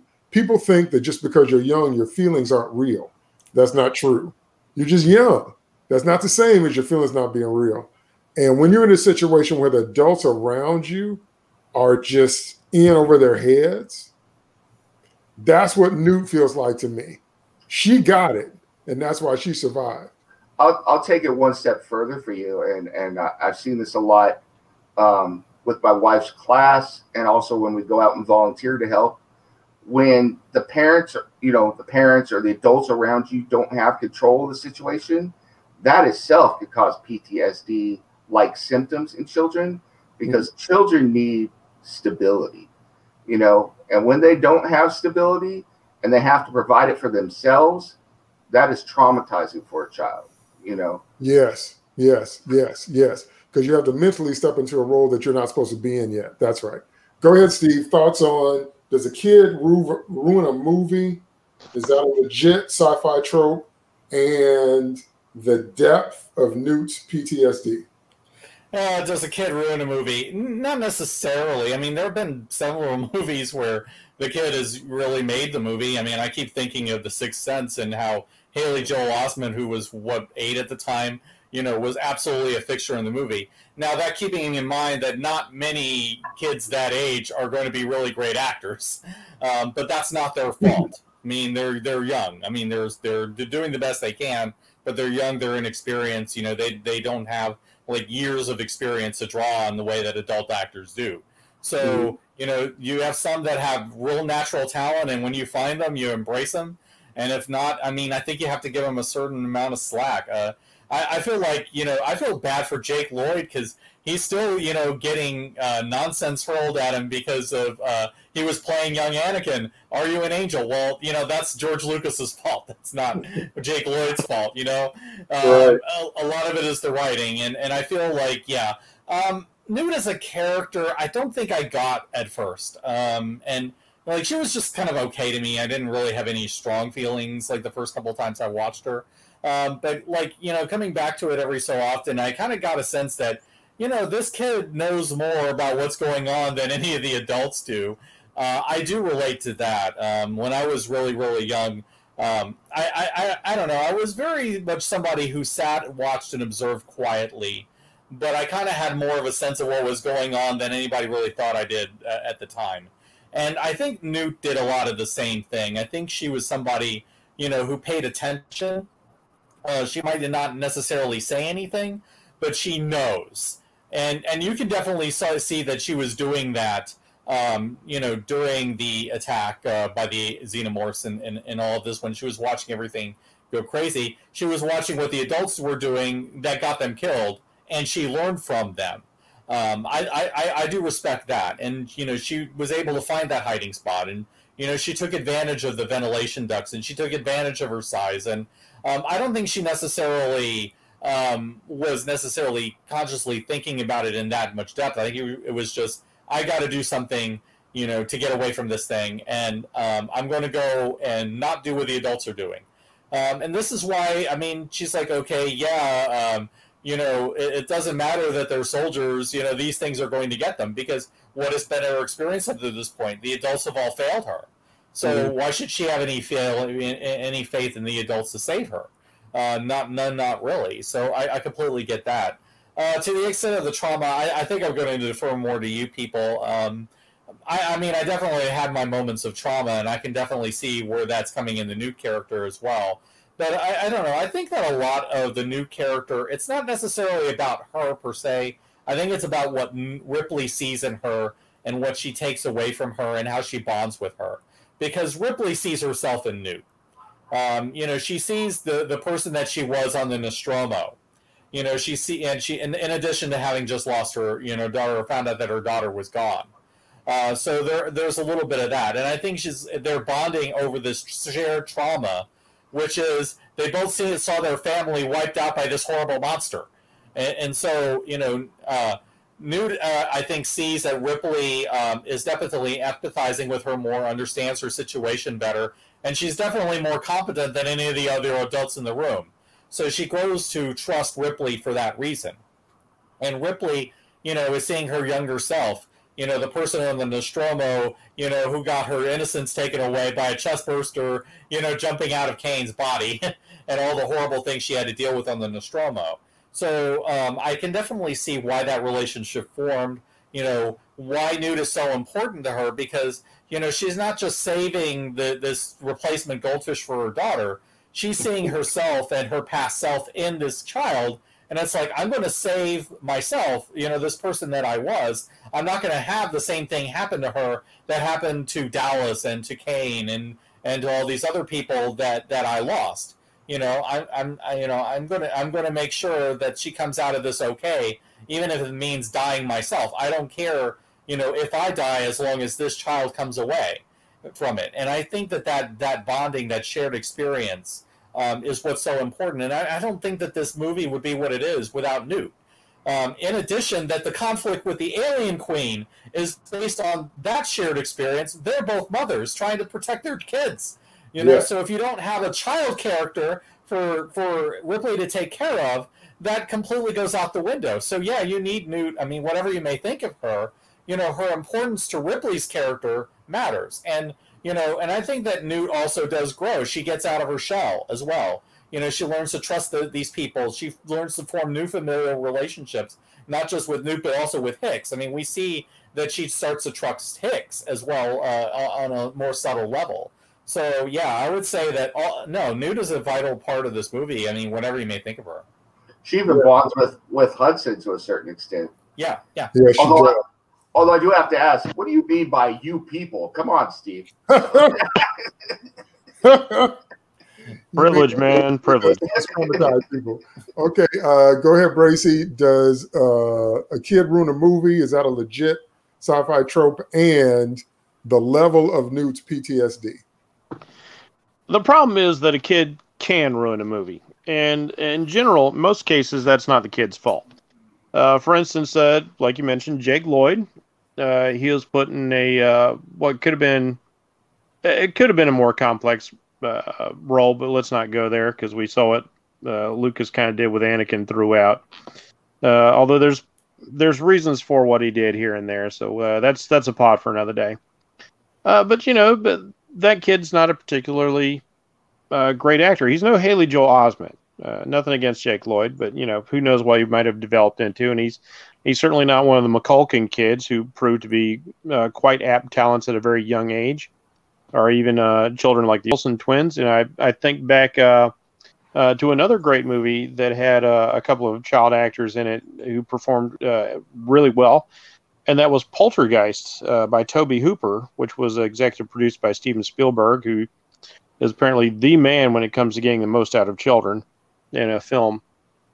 So yeah, it just really depends on the child, the part, and the direction. So when it works, it works. The Sixth Sense is absolutely brilliant because of that. And as you guys have already stated, this would not be the same movie at all without Newt. It changes everything not to have Newt. And I don't understand why anybody who watches the film can't see that. She is pivotal.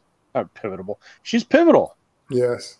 She's every bit as important as Ripley in the film, because Ripley is not going to be worth a damn without Newt. She's got nothing really to live for without Newt. So in the actress playing Newt was terrific. I mean, she really sold it. She's an exceptionally good actor for a child that age. And she just really sold all the aspects of it, the horror, the trauma, everything. And, we of course, like we all love the line, they mostly come at night, mostly, just the delivery and the look and everything. And we actually get to see her, as you guys point out, we get to see her warm up to people, and not just one person. She just doesn't desperately cling to one person like a drowning person grabbing a life preserver. She starts to believe that these people are going to be around, that she can form attachments, because it's like Nemesis said, This girl, like, oh yeah, you're soldiers, whatever. You're all going to die. I've seen everybody die. Everybody has died. I have seen everybody die. Mm-hmm. How can I believe you're not going to die? You know, that's trauma right there. I had my own bouts of PTSD, but they never got such extreme as that. A childhood thing growing up caused me to be very, very angry.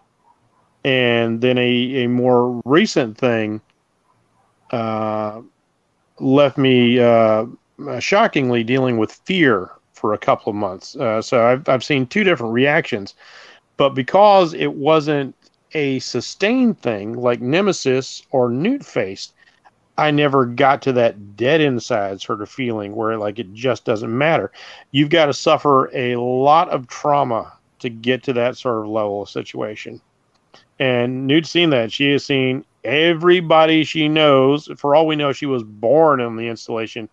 Everybody she knows is gone. And do we have a frame of reference for how long like they lost contact with the No, that's one of the holes. It's hard to see. You have to go back and look at the extras because once Burke found out about the derelict ship from Ripley's report.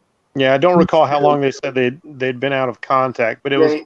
He sends Newt's family out there to investigate once he finds out. So the scene at the beginning when Ripley's in the corporate boardroom explaining to the students what happened, that's Bert finding out about the derelict ship, and then he sends Newt's family out there after that. So we know that it had to have been at least a month because Ripley was seeing a psychologist, and she had mentioned, I've already done my monthly report for that. So she may have done at least a couple of monthly reports. Or okay, I was thinking the time frame would have been at least a couple of months. There's a scene with Hudson where he's melting down, and they talk about how long it's going to take before they get rescued, and I think it's like 17 days or something like that. Yeah, 17 days. Yeah, I was about to say that as well. Like space travel long enough, they had to go into hypersleep. So there's that. And Ripley tells them that Newt survived, and I forget. I think it's like 4 times longer than that on her own. So you're talking a couple months, something like that. So yeah, that's an extraordinary amount of time for a child to deal with all of this. And the young lady played it off admirably, especially with Cameron's direction and the setup. It was just a real tour de force there. And you also see her progression. You were talking about her warming up, but that first time you meet her, you've got that one touching scene with Ripley where she's like, "Oh, there's a girl underneath," but she's catatonic at that point, Yeah. And I like it. And that scene works so much because I like the fact like, oh, Ripley, you gotta go in. Nobody else is small enough to crawl through the tunnels. But like, I tried to capture a feral kitten one time, and even though you've got the best intentions for this animal. It doesn't know that, and especially if it's been out in the wild and it's programmed, it's been out there long enough that all its instinct screams like anything bigger than me is danger. Mm-hmm. And even though Newt recognizes these are human beings, they're speaking, and maybe like you said, she's a little catatonic. Maybe she's not even hearing language until Ripley can catch up with her. Nobody else would have been able to get next to that kid. It took somebody with a soft touch and somebody who knew how to reach out to a child. Yes. Ripley would do because she was a mother. Mm-hmm. And that makes that scene just all the richer because of that. Because, even somebody as surprisingly sympathetic as an android like Bishop just would not have been able to kind of like, quietly, logically talk his way into that girl's confidence. It took somebody who knew how to reach a child. And that makes for a terrific moment. And so those of you out there, writers, directors, producers, all that sort of thing, write your kids smart, just like you write your adult characters, and you won't hear any of these complaints about kids ruining movies.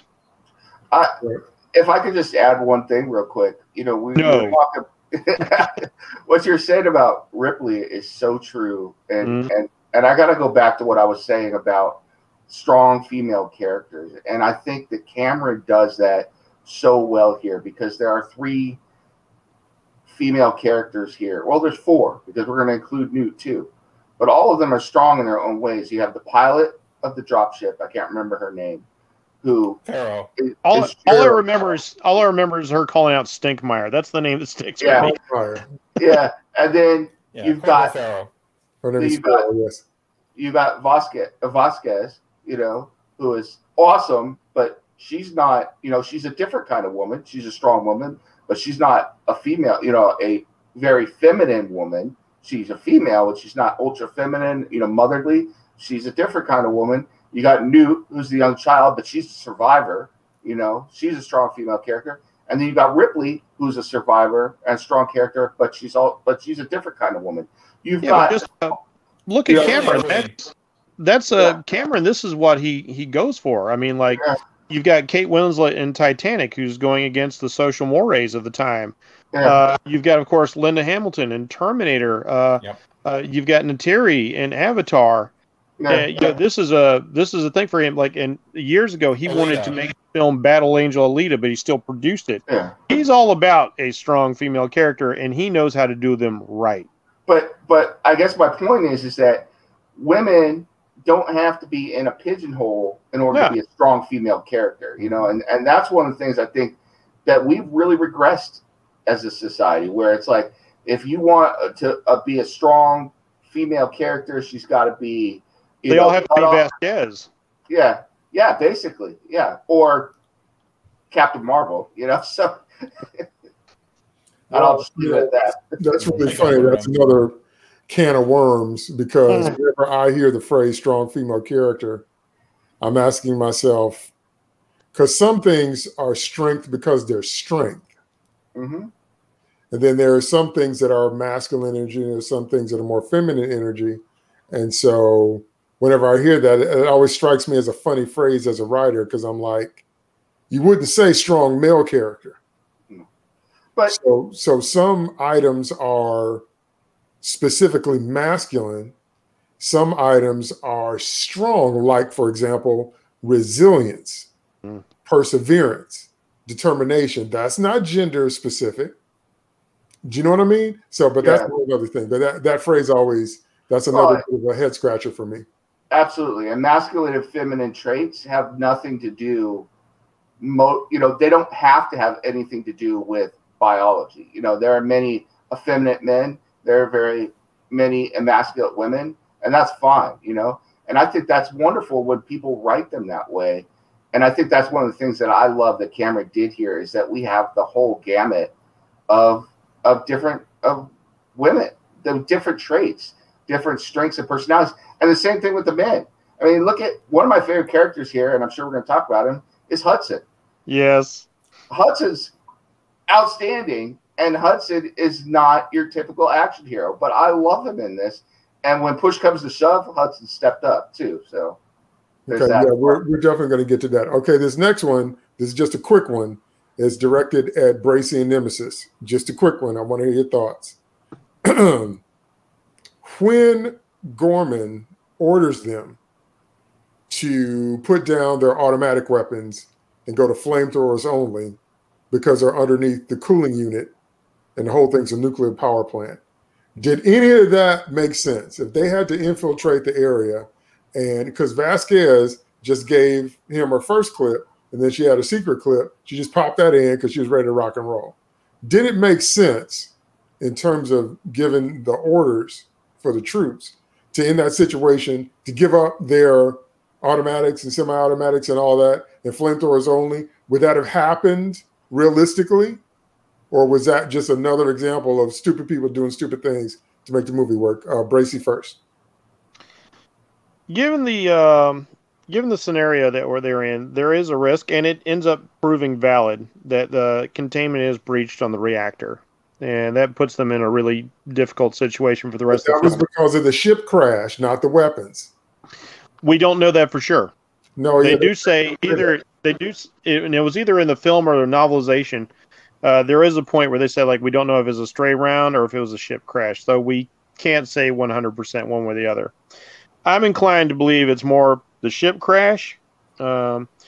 The smart weapons in particular have a heavy duty core to them. Their armor piercing as well as tracking that Vasquez and Drake carried. So there's pretty serious things, but I understand it from the standpoint of somebody who was an officer. I almost thought about being an officer myself at a time, but I didn't pursue that angle.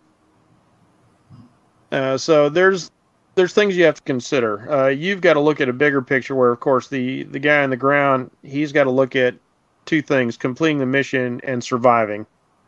That's the most important objectives for him. So in a way, I actually don't blame either side. As a matter of fact, if it was me, I would have probably had a spare magazine or two that I would have. Oh yeah, here's my mag. I'm cool. And I got this just in case, because you're going in with flame units, not knowing what sort of creature 100% you're dealing with, and they didn't 100% kind of take Ellen seriously. They tried to explain. If I can interject for 1 second. Sure. Hicks actually did exactly what you said, which is why he took the shotgun. Yeah, I'm not going to give you that. This is what in case something really goes wrong. So yeah, you're right on that. Yeah. He said, "I like to keep this handy for close encounters." Yeah. I mean, it's that, so Vasquez and Drake aren't the only ones. A couple guys took that initiative. Because as a soldier, I'm thinking, okay, I've got to deal with this. I've got to be mindful of that. But at the same time, I'm thinking, now I have significantly reduced firepower. I have significantly reduced range. And the closer the enemy can get to me, even if they're a hand-to-hand combatant, that's still not very good for me. I don't know. These things are beings with chitinous shells. I don't know how the fire is actually going to affect them. We never had any proof of how effective fire was in the first movie.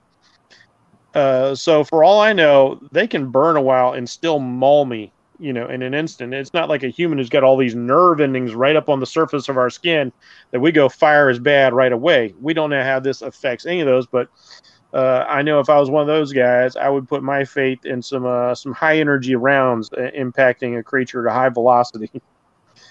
So yeah, I see it both ways. I understand that Gorman was doing the best he could. It kind of reminds me of a situation where he had some, no offense, Nemesis. We had some West Point cadets come in to do some leadership training while we were going through our boot camp, and ours wasn't very good. And the DI was telling us some of these guys are pretty good soldiers. Unfortunately, yours is as green as the grass out there. So not all soldiers are made equal, unfortunately, despite the same training. But yeah, I can totally see it working both ways. If I was in the leadership position, even understanding the volatility of where they were at, I think overall I would probably err on the side of bringing my men home. I would give them the best options possible, and if I have to follow an order, I will follow the order. Okay, here's my ammo, but I've got my backup just in case, because you don't know everything, especially seeing how green Gorman was.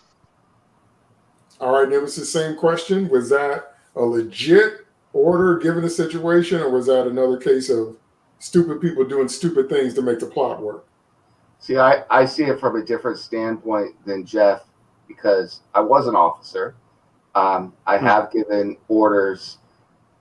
I've been a lieutenant, and when you're a new butter bar, jack shit about anything. So the only people saving you are your sergeant, and then eventually you get experience. Yeah, you're NCO, and you get experience. And if you're an officer worth the salt for the first 6 months on the job, you are basically listening to that little voice in your ear, which is your NCO. And Ipone is definitely that's a Gorman. You can definitely tell that Ipone knows everything that's going on. He's the guy on the ground. He knows how he's dealing with all these guys. And Gorman is just sitting there clueless, and not knowing what he's doing. He is the second lieutenant with a map. Yeah. And he knows nothing. I mean, our DI told us the very same thing. He's like, look, some of you guys are going to go be officers, and when you are, listen to your NCOs. Yeah. Yep. On the other hand, and this is where I'm going to kind of go a little bit different. I agree with Jeff. My first responsibility, well, no, I don't necessarily completely agree with him. My first responsibility, and this is going to sound terrible, but to the mission is the mission, right? The mission is the first. So that trumps the lives of my soldiers. It trumps my life. It trumps everything. Now, I want to get my soldiers home. I want to get myself home. But the first thing I got to do is accomplish the mission. Second is the soldiers. So they're right there, you know. So I'm looking at it as Gorman, and I'm suddenly told that there's a possibility that I'm going to blow this whole damn planet up with my soldiers down there. If they fire, I'm giving that order, you know, the same way he does. I'm giving that same exact order. Here's the problem. Gorman has no respect from his troops. Yep. When I give an order, if you're going to follow that order, you know, which is why if I give an order, it's like daddy speaking at home. You know, in fact, that's exactly what it's like in a platoon. In a military, mama is the NCO, is the platoon sergeant. That's your mama. Your daddy is the platoon leader. Daddy doesn't speak all the time, and daddy doesn't know everything that's going on. The one that's running the show for the most part is mama. But when daddy comes in and speaks, you listen to daddy. You do what daddy says. You know, and I'm sorry if that sounds sexist to everybody. I apologize, but I'm just trying to make an analogy here. But, you know, so that's the way it is. So even as a butter bar that doesn't know what's going on, I may have information that you don't. I may have information on the mission that you don't. I may know about, let's say, you want to, you know, I'll give you a tactical situation that I dealt with. This was in training. This wasn't real life. But, you know, I've got a platoon, and we're fighting, and we're about to be flanked, and we want to retreat. But I know that in the exercise, they're going to lay napalm down where we will retreat past. So if my guys go through there, there's a good chance they would end up being dead. Now, I don't have time to explain to you all the ins and outs of everything that's going on and the whole tactical picture and everything, all the information I know. All I can tell you is that, no, we're holding here and we're not retreating. You know, when I give that order, there's a reason I'm giving that order. And my men respected me enough to know that if I gave an order, they may not like it. I don't ask them to like it. They may not agree with it. I don't ask them to agree with it. What I demand is that they do it. So, you know, so that's pretty much, I guess that's the way I see it. So, but there, and you hit on the key difference right there. I think if the Marines had an officer with them that they'd been working with for a time, had allowed, you know, this guy had gained the respect, and he'd been in the shit with them for a while. And that's the problem, is like Gorman is that green guy, you know, like he hasn't earned it yet. And so it gets a little bit iffy to them. And plus, not only that, he's excuse my language again, but now I'm getting into military mode again. Gorman's a douche, you know, it's like, you know, but from the very moment he says that, yeah, he acts arrogant and like he's better than everybody else because he's got a damn bar on his shoulder. And we live in the world of aliens here, where we know that there's always a lot of corporate shenanigans going on. Corporations seem to rule over every aspect of Earth, including the military operations. And there was actually in the expanded material, they actually somebody wrote a story detailing what their previous bug hunt was about, and you saw some of that play out, where you know, somebody in one of the corporations had found this life form they wanted, and the Marines had to go out there, and they introduced a couple of characters who aren't with the team now because they die on this mission. They find a life form that is methane based, so they go out there and they're trying to bring these things down while they're looking for this new element they're looking for, which turns out to be the creatures, because they explode when you shoot them. And then they find out after this thing has killed two of their members, they've got to go back out there and now capture one of these things. And they do it because they're soldiers, and they're good soldiers. But they sure as hell don't like it. And they didn't like not being completely informed on the situation. Right. And that's part of leadership, too. I mean, there's so much that goes into it. I mean, that's more time than we have. But basically, you know, I agree with Gorman's decision, but Gorman's failure and the failure there comes from, you know, it goes all the way back to that scene where he's briefing everybody. He has no respect for his troops. He hasn't won their respect or their loyalty at all. And you could do that even as a new lieutenant, just by the way you treat your troops. Yeah, you may be green, but your demeanor, I will say one of the best experiences I've ever had in my life was 20 years later running into one of my former soldiers who recognized me and came up to me and said, and called me sir. Sir, you are one of the best officers I ever served under, period. And giving me that respect still when he didn't need to. We're both civilians. So cool. All right. Now that's a good segue into this movie is full of moments, and this movie is full of reveals. So there's at least two we're going to talk about, but I want to talk about the first one now. The first big reveal is the betrayal. So we find out the level of slime Burke has been sliding on basically since we meet him, because he comes in on the slime slide.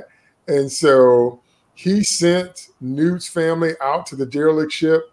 He authorized what was going on. When Ripley confronts him about him, he goes, look, those two specimens are worth millions to the bioweapons division. Now, if you're smart, we can both come out of this rich and we'll be set up for life. And Ripley's like, don't you understand what you've done here? These people are dead, Burke. And he's like, well, you know, I made a bad call. I mean, she says, don't you understand what you've done after the bad call part? Like, I made a bad call, but if I made a lot of noise about it, the administration steps in, everybody steps in, there's no exclusive rights for anyone. Just such a corporate bureaucrat, self-centered, narcissistic, you know, I want my rights, I want to patent these killing machines kind of thing. That was brilliantly written and executed. And Ripley's like, you know, then she's like, I'm going to see your nail right to the wall for this. So, and then we see that betrayal just keep on rolling forward all the way out to the movie till Burke gets taken out. And of course, there's a deleted scene, for those of you that don't know, where Ripley meets him later and he's cocooned to the wall. And I think she mercy kills him, I think, or maybe she leaves him. She gives him a grenade. Okay, yeah. Okay. So that actually didn't make it into the movie, but they did film it because we've seen stills of it. But anyway, so let's talk about that betrayal. I mean, it's just on so many different levels. It's inhuman. It's totally corporate. It's, you know, worth millions to the bioweapons division. That phrase never leaves me because that's the way he saw it. And he's willing to sacrifice everybody and their mama to make that happen. And he did it for a percentage. And Ripley says that, and he does it for exclusive rights. The reason that resonates with me is because I understand from what I do in my other life is I'm a music person. So I'm an artist, a music business person. I'm a consultant. I do all that. And I understand what happens when real money gets on the table. When real money gets on the table, that's why I teach all my students about using split sheets. Split sheets are where you decide who gets what percentage of the song as you write it. And then everybody signs it, and then we all get copies. Because what will happen if the song blows up is all of a sudden the drummer's going to claim, well, that's all me. I wrote 90% of the song. And bass player will be like, no, I wrote that line. Is that kind of thing. It's a mess. That's why bands break up. So I teach all my students to use split sheets. So I can relate when he said that exclusive rights line. I was like, I get this guy. It's like toy sales. He's like, these things are toy sales, and I'm going to own the rights, and I'm going to be rich. And Ripley, if you're smart, you can get on this cash cow with me. And I'm just like, it's just brilliant. You hate this guy because you get him. And you probably know people like that. And I've definitely been sitting in situations like that, you know, where, you know, that's why you have to learn how to use NDAs and, you know, just so many different things, because that kind of stuff will happen if you come up on a multi-million-dollar idea. And not to rant too much, but I am kind of ranting. You know, how did they do Stan Lee? Stan Lee, if you didn't know, was supposed to get 10% of all Spider-Man proceeds, especially from the movies. He had to sue them because they would not pay that man, the creator of Spider-Man, mind you, the royalties due him. So he's supposed to get a dime out of every dollar. And Spider-Man is still, the last time I checked, the most merchandised character in the world, worldwide. Nobody's merchandised more than Spidey. Notebooks, lunchboxes, movies, video games, T-shirts, just if there's merch, there's Spider merch. And I don't know if his deal is that broad, but I know it covered the movies. They wouldn't even give him that. And Jack Kirby, we can do Jack Kirby. We can talk about what happened to his estate, and Siegel and Schuster, and on and on and on. If they had known what Superman was, they wouldn't have sold him for $130. $130. Okay. So the point I'm trying to make is that Burke betrayal is so true to life. It's so real. So I want to hear your thoughts about that whole thing, about the whole betrayal, about his attitude, about Ripley's response. Then he lets the facehuggers out on Ripley and Newt because he's going to sneak them home frozen with the alien all in the lungs. I was like, yo, you are a slimy dude, man. So let me hear your thoughts about that. Start with Bracey. I'll tell you, boy. I'm so glad like a lot of this stuff wasn't preemptively shown. I love this heel turn, especially when you start thinking he might be an okay guy. The way he stopped Gorman when the fight in the reactor is going poorly, and he's like, no, she's in charge now. You had your chance. You blew it, buddy.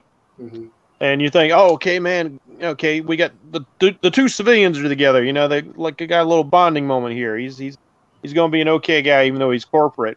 And then to have that heel turn, which is compounded so much by the release of the facehuggers. Because I tell you, Paul Reiser, who is a comedian, plays this so damn well.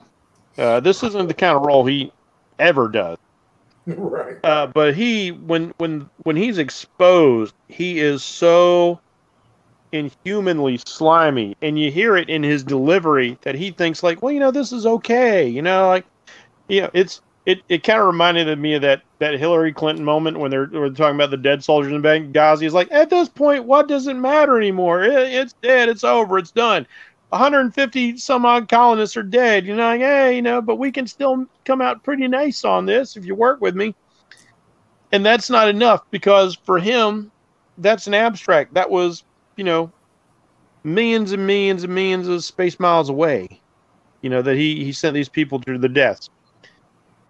But the depths of his depravity are really shown in the fact that he is, I hate to say it, but ballsy enough to pull the trigger on setting those things loose on people that he has interacted with face to face, including a child. So, I don't know if I call that ballsy. That's just a little bit more slimy to me. But but I'm telling you, it's ballsy in a bad guy way. Okay. Because there's a lot of people who do some evil stuff online, for instance.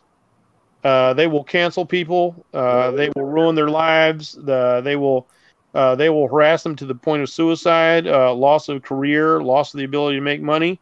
But you put them in the same room with that person, and they won't say a word because they're cowards on the inside. Burke stabbed somebody in the back that he has been working with and fighting with and face to face with, including a child. Face to face with a child. I was like, oh my God, dude, there is nothing redeeming about your character anymore. Nothing. And the way Reiser handles it, and I love that line that gets thrown back at him where he's talking about a bunch of these jarheads over there. He looks at Hicks. He's like, yeah, no offense. And Hicks is just looking at Sigourney. He's like, what do you want to do? I was like, oh, we kill him. He's like, he just snatches him up like, no offense. I'm about to end you if something else hadn't happened right then. And it was so well deserved. And thankfully, the payoff for what ultimately happens to him is even better because justice is served. He gets as good as he gave. But wow, that is like one of the most horrifically villainous moments I've ever seen in any film. That this guy is so soullessly greedy that he is willing to sacrifice a child that he has interacted with, as long as he can do it in a way that doesn't actually get his hands dirty. Woo. The line is, look, this is a multi-million-dollar facility. He can't make that kind of decision. He's just a grunt. No offense. No offense. It says none taken. Before I throw it to Steve, it's the level of justification that just wows me, because we see it on Twitter every day. It doesn't matter what side of an issue you're on. There are always people that say, but can't you see it's this way? Can't you see this? Can't you see that? And they're adamant about it. And like you said, Burke is unapologetic. He's like, can't you see the opportunity here? What's the lives of a few colonists? What's the lives of a few soldiers? We can cash out. We'll be set up. He's like, can't you see? He's doing this. He's doing the. It's all numbers on a spreadsheet to him. Right. That kind of thing. And so I really like Ripley's response. Go ahead, Steve. The whole betrayal, Ripley's response, setting them up later. What'd you think about all that? I did not trust Burke from day one. I did not have any trust in him at all. And I will give you a couple of reasons why. And it was mainly because I saw the original Alien, long before I saw Aliens. And we knew at that point that Weyland-Yutani could not be trusted, that they were corrupt, that they were willing to send people to be killed. And the fact that Burke is associated with them and is a member of them, automatically it's like, I do not trust you because I know who you work for and you willingly work for them. And I don't, and if you are in any way involved in this, I am going to be on the lookout. The other reason is he was too slick. He always had an explanation for everything. He was always smooth talking his way into Ripley's confidence, all these kinds of things. He never seemed to be genuine at all. Like, everything that we saw was an act. I mean, he always tries to seem like a nice guy. And I will say, they perfectly cast Paul Reiser for this. Because we mainly know him from sitcoms. I think Mad About You and things like this. I think he was in Beverly Hills Cop thing. So juxtaposing that with somebody who was a villain, I thought was great. But the thing of it is that with Burke, honestly, the guy's a sociopath. There's no getting around it. This man is a total sociopath. And what are sociopaths known for? They're known for being charming. They're known for being manipulative. They're known for having no empathy. And we know that he ticks every single box. Risk-taking. He has no concern whatsoever for the lives of these people in the colony. He doesn't care about them. We see that early on. When he's talking about with Ripley, like, those colonists, I don't really care. He doesn't care about any of these people. He doesn't care about Ripley except that she's useful to him. I never trusted him at all. The other interesting thing I will say is they build up the mystery well reasonably. So if you're not necessarily looking for him being a sociopath, and I usually do because sociopaths are things that I kind of know up and close, is that they really tried to play him against Bishop, because we knew from the first movie that Ash was the one who was working for Weyland-Yutani, and that Ash was the android that was doing their dirty work. So I think what Cameron was doing was priming us to suspect that Bishop was in the same role as Ash. And Ripley is inclined to think that way at first as well, which is why she doesn't trust him. And her PTSD kind of reinforces this. So the idea seemed to be like, okay, if we divert everybody to Bishop, then they're not going to see what a slime ball and what a sociopath and what a despicable piece of garbage that Burke is. But no, I'm sorry. Like, Burke was too slimy for me ever to believe anything that he ever said. And it just seems, so when it comes that he tries to kill Newt and Ripley, I'm like, yeah, I pretty much expected that. He was obviously the guy, the mole for Weyland-Yutani. He was very obviously the guy that was doing their dirty work. I mean, especially when all he talks about is like, I'm only concerned about like all the money that this operation is worth, and we can't go and do all that. And I also knew that he was lying directly to Ripley's face when it's like, oh yeah, we're going to go to destroy them. No, you were never about to destroy them. And what a sociopath is he, by the way, that he tells her this after just having been woken up by her call. Most people are not going to think, that clearly after just having woken up, and he sounds like he just woke up. And so the fact that he could lie straight to her face having done this, I mean, what a sociopathic piece of garbage.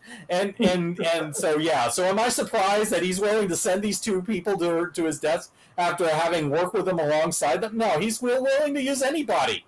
He doesn't care. He has no regard for anybody but himself and how much money he stands to make from this operation.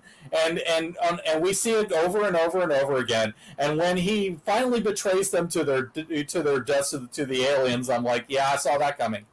They should have just shot him right there. I would have been fine with Hicks or Hudson shooting him in the face after they caught him. After that, I think he deserved that.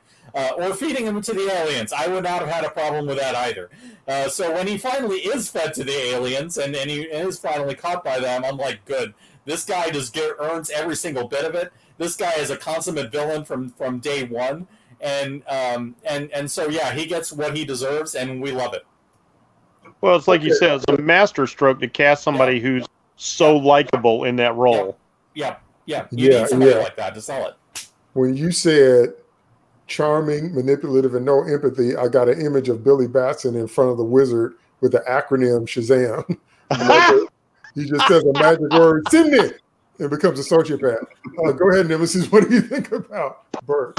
Steve hit it right on the head. It's exactly what I was going to say. He's a sociopath. And I think it's interesting. I don't want anybody to think that I'm denouncing capitalism here, but interestingly, most successful, very successful business leaders and politicians fall somewhere on the sociopathic spectrum. Oh, yeah. And they love power and they love money. Yeah. So that said, there's also a reason that greed is one of the 7 deadly sins, and I think that is very much on display here. I just can't agree with Steve enough on the sociopath thing. And there's not much I can add. The only thing that I would add is that I absolutely agree with them when I think the greatest things here is Hicks' reaction. That is exactly what I would do. Hell, I would, the only reason that he's not dead, I think, is because Ripley is like, no, we got to take him back. And then I think Hicks still is going to kill him. I'd do the same thing, man. I'd be like, all of you turn your back. We're putting 2 in this guy's head and we're marching on, That's exactly what I would do.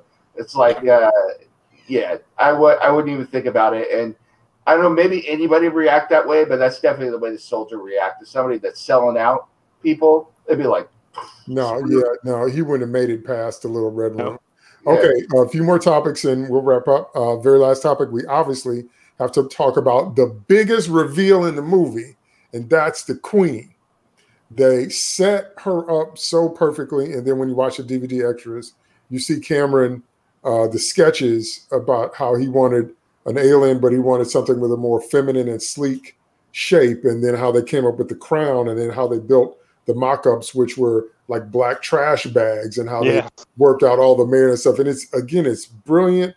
And Stan Winston, when he does his voiceovers, he's like, everything's in the shot.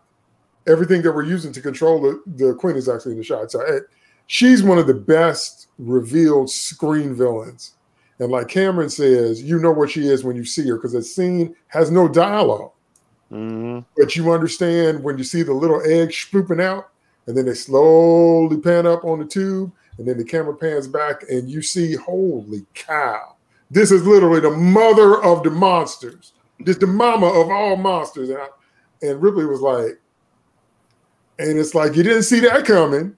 And so once again, it's just brilliant. The juxtaposition of 2 mothers fighting for the children, the idea of the conversation they had earlier about saying each one of the facehuggers comes from an egg. So who's laying these eggs? The Bishop says, I don't know. It must be something we haven't seen yet. That was an ominous foreshadowing. And then, then when we finally get the payoff, and so note to writers, that's how you set up and pay off. That's how you bookend a reveal. You set it up, you tease it, you whet the audience's appetite for it, you make the characters themselves kind of unsure what's going on. So it leaves that open hook in your mind and their mind too.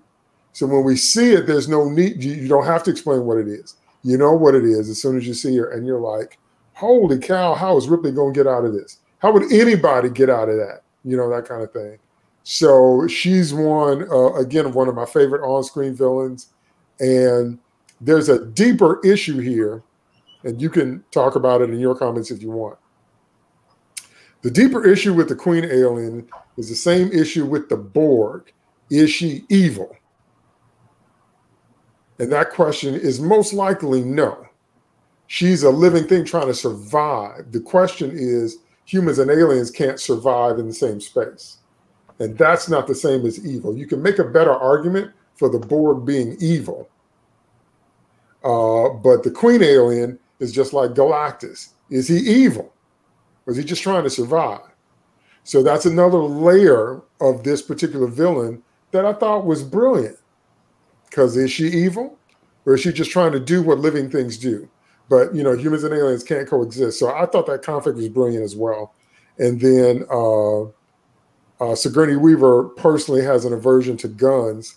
So she said she was freaking out on the gun scene. So she's really a strong actress because she sells Ripley.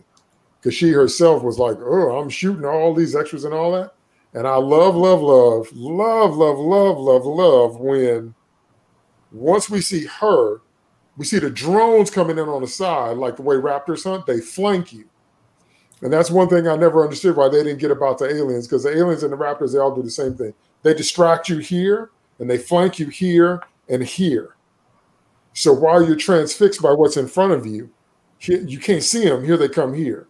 And so they did that in that scene, which I thought was great, because they were like 2 seconds off of Ripley. And then the Queen waves them off because Ripley says, I'm about to flamethrower. I'm about to hardboil these eggs up in here. How about that? And then the Queen is like, okay, I get it. Back off, Judson. Back off, Jason. And they're like, all right. But then the egg opens and Ripley's like, you got to be kidding me. This is great. There's no dialogue. And it's great. It's great. I love it. So tell me your thoughts about the Queen and kind of like your reaction the first time you saw her, and then some of the levels and layers that are going on. Start with Steve. Yeah, I was really impressed with the Alien Queen and the way they set it up. I like the idea. I mean, the idea really kind of flowed from a natural logical question that I'm sure the writers asked themselves. And it's like, okay, yeah, where did the eggs come from? It's like, yeah, obviously there's a queen. And so we have to on it. Beautiful. Absolutely. It's a bigger, nastier, finally show it to you, and they build it up gradually. They don't just throw her out there. They make you go down there into these tunnels to go see this thing. And then when you see it, it's like, oh my God, how is it Ripley going to get out of this? Mm-hmm. I mean, the tension is ratcheting to a fever pitch by this point. This is a confrontation that they build to, and it's really, really great. So yeah, I really love the character, and I love her honestly on a character level because she is the foil of Ripley. She is Ripley's dark mirror. She is basically doing the same thing for the same reasons. I'm protecting my kids, and that's a great motivation. And it's like, okay, yeah, they're going out and killing all these people, but it's like, yeah, I'm protecting my children from these people that are coming out and murdering my kids. They're going out and they're taking flamethrowers to my children. Yeah, we're going to kill them. So they have absolute, they don't think by our standards. Obviously, I don't think I would consider them evil in the conventional sense. I would say they're more a force of nature, kind of like a Galactus would be, or something like that. Yeah, it's definitely a threat to humans. It's definitely something that is bad when you see it, and it's scary and all these things. But in the end, their motivations are the same as Ripley's. I mean, she's just providing for her children. She's trying to make sure that they grow up and that they're raised safely and that they can be independent.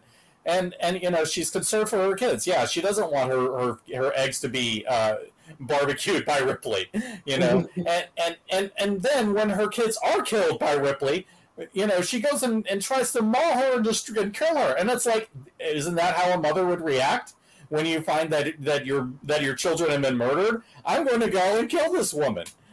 She murdered my babies. I'm going to murder her. And that's all so her motivation at that point is less the survival of her children, and it becomes revenge against the murder of her kids. I mean, that's an understandable human motivation as well. It's just that, this is an alien who thinks in alien terms, but in the end, it's just it's basically Ripley but on the other side. So I think that's brilliant. So yeah, this is a case where it's just a clash of agendas, of understandable motivations between, two very different factions, and one of them has to win. They cannot coexist. I mean, we definitely have seen that. So, yeah, I think this character was brilliant. I absolutely loved her, and I thought that she was absolutely perfect in this movie and the perfect villain for this movie. I had nothing more really to add to that. And her level of intelligence. Yeah. Her level of intelligence is clear, and operating the elevator and making a dramatic entrance and all the stuff she did. Yeah. She's awesome. Go ahead, Nemesis, Alien Queen. Yeah, just real quick. The first time I saw the movie, like I said, I was in high school, and I remember this, and I remember all of our reactions because they're like, my parents took like 8 or 9 of us, so it was 8 or 9 teenage kids, teenage guys watching this movie, and we're trying to pretend we're not scared. And when we saw that, all of us were like, "Oh, hell no!" And the first thing that got us was all of the eggs, and then the action of her laying the egg and it coming, and we're just like, "Oh no, come on," And it was a good come on, but it was like, "Oh no, you got to be kidding me." So I mean, that was my reaction. So I say all that to get to what I really wanted to talk about was the question you had, which was about evil. I think it's interesting because this movie, and I'm probably putting way too much on this movie, but I've thought about this a lot. I think there are 2 different types of evil. There's objective evil, where everybody, no matter who you are, you're going to say, yeah, that's evil. The aliens, if we could get in their brains, if they could see what Burke was doing, even they would be like, God, they'd be like, damn, that dude's evil. It's like, and then there's subjective evil. Subjective evil where, depending on your point of view, something may or may not be evil. That's the Galactus. That's the villain here. But it's like, the thing is, if you're a neutral observer and looking at it from 1,000 feet up, you could look at it and say, oh yeah, that's fine and everything. I think the important thing to take away from stories like this, where there's subjective evil, is that if you have to pick a side, and it's the stakes, like Steve was saying, where there is no resolution possible here. It's one or the other. Then the other side is subjectively evil for you. Whether or not they intend to be evil, it doesn't matter, because the end results for you are evil. So it's like if I'm out in the wilderness and I'm hurt and the wolf pack is coming at me, to my mind, they're evil at that point, even though they're just doing what nature tells them to do. But it's like, I think it's pretty evil that I'm going to get eaten. I don't want to get eaten, So that's subjective evil, and I think this is a good illustration of those concepts in this movie. So cool. I want to add one thing, and that is that for me, from the aliens' point of view, this is their planet. The invaders are the humans, because the humans came along later. So maybe from her perspective, like, this is my planet. I'm going to make food of you because you are rare. You are not wanted. Nobody invited you. This is our place, and we're just going to make you our host. That's it. That's why so often, and we talked a little about this before we came on, in history and everything else, people make these blanket statements about saying this was right, this was wrong. And it's like, it's more complicated than that. And depending on what point of view you have, right and wrong can be fluid, and that sounds like a cop-out. Yeah, there are instances where it's very clearly wrong. It's like you look at Nazi Germany and you're like, yeah, I don't see an instance where I'm defending that. But, those are rare instances in life, period. Not just history, just in life, so. Well, 2 responses to that. Good is a point of view, Anakin, and you don't see them messing each other over for a percentage. Go ahead, Bracy, Alien Queen. I'm going to start with the alien species itself here. Looking into what Ridley Scott has done with Covenant and Prometheus, which I find incredibly fascinating, even though they're flawed films in their own right. I still find them incredibly fascinating. The development of the alien species and of course, the character of David. So, tying this back to the very first movie, where Ash is describing the creature to the doomed crew of Nostromo, he describes them as a perfect organism. Its structural perfection is only matched by its hostility. Uh-huh. If we take Prometheus and Covenant to be canon now,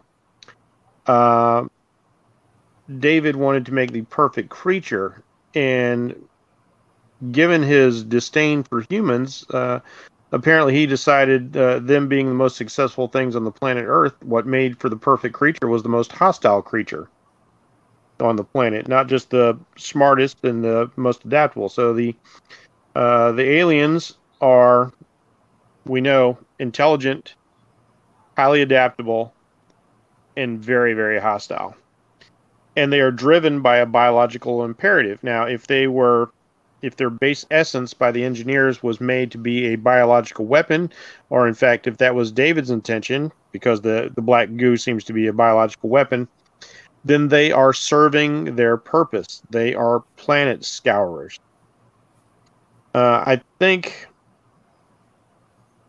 that was obviously not the intention here so much. We're still a little bit in the dark about the origins of the aliens in this film. And the surprising thing is, and I really hate that I missed last week's podcast because I really wanted to go into an analysis of how intelligent the drone alien on the Nostromo is. There's many interesting clues, including a scene that didn't get filmed, which would have really detailed how intelligent the creature is, but it probably would have led to no franchise beyond that point. But here with the Queen scene, and like you said, David, this is brilliant. This whole scene plays out with no dialogue because there's no communication that we can be aware of that we can show on screen between these two hive mothers, if you will, between Ripley and the Queen. The Queen herself doesn't just show intelligence; she shows emotion. She shows critical thinking. She shows distress. She shows caution, and ultimately, she shows anger when Ripley goes ahead and fries her brood. Now, I was aware something like this was going to come on as soon as I heard the line, "Well, what's been laying these eggs?" I immediately thought, like, okay, they're definitely going to go with an ant-like societal structure. There'll be a queen. We'll have all these drone workers. You know, it's very obvious if you understand a bit about insect biology and that sort of thing. So I was on board with that. My only question was, what form was it going to take? And the form is quite marvelous. You know from watching the behind the scenes. Now, I think in the lore, the alien queen is supposed to be somewhere between 15 and 18 feet tall, depending on who's making the movie at the time.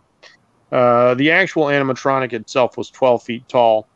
And, you can do a lot with angles to make that seem a great deal larger. But it's so beautiful to see this horrific thing, but it's beautiful at the same time. It's like looking at a deadly wasp. Whereas the drones and the warriors kind of remind me of scorpions in a way because they love to use those tails and all. But this creature is so spindly, so improbable, and I love the fact that they went really insectile with this, with these legs and limbs that don't look like they should be able to support such gigantic mass with this crazy giant head. Only this huge tail is going to balance it out.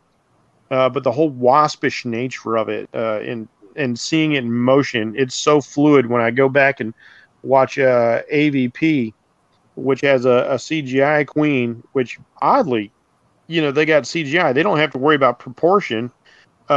Is actually a lot more robust in figure than the queen from this film, and it just doesn't work. It's like an alien T-Rex charging at you.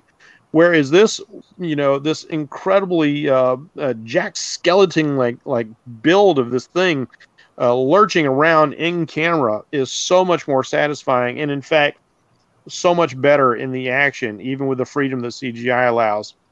That it is a showpiece villain and creature that will stand the test of time forever, as far as I'm concerned. And like Nemesis, I had a very visceral reaction when you first get into the chamber, and I love the brilliant build-up. You talking about like the build-up for the reveal? Even the reveal is set in stages that are genius. We go to the eggs, and we slowly travel across, and we get to the ovipositor, and we see this thing just organically dropping out these eggs. And if you ever watch like some nature shows, like it's not so gross when you see like an ant lay a whole bunch of eggs. But if you've seen things like sea turtles lay eggs, it's a little bit gross. It's gross to watch animals get birthed, and this organic process of these eggs getting put down, and then it's like this biomechanical conveyor, this factory of these eggs getting laid, and it's so goopy and so alien and natural at the same time that you can't help but have this gut reaction. And then finally we pan out and we start to see the creature itself, and even that's not enough. Cameron's got one last ace in the hole for us as Ripley is sitting there like taking it all in, the horror and the majesty of it all. The face extrudes down from underneath the shell of the crest. And the aliens, I always loved Giger's design, that the really getting to the biomechanical nature of them, that they've got tubes and pipes, as well as he built a real skull and spines in this thing, but he gave them metal teeth and claws to show that they are inorganic and organic. And what does she have for teeth? She has these long, needle-like, translucent teeth, like she's an abyssal fish, which are some of the most alien-looking creatures on our planet. And it's just a genius of design on the part of Stan Winston and the crew, and it's so completely, perfectly conceptualized that it's just one of the best villain reveals and one of the best villain possibles. Because, like you said, we've got all this going on.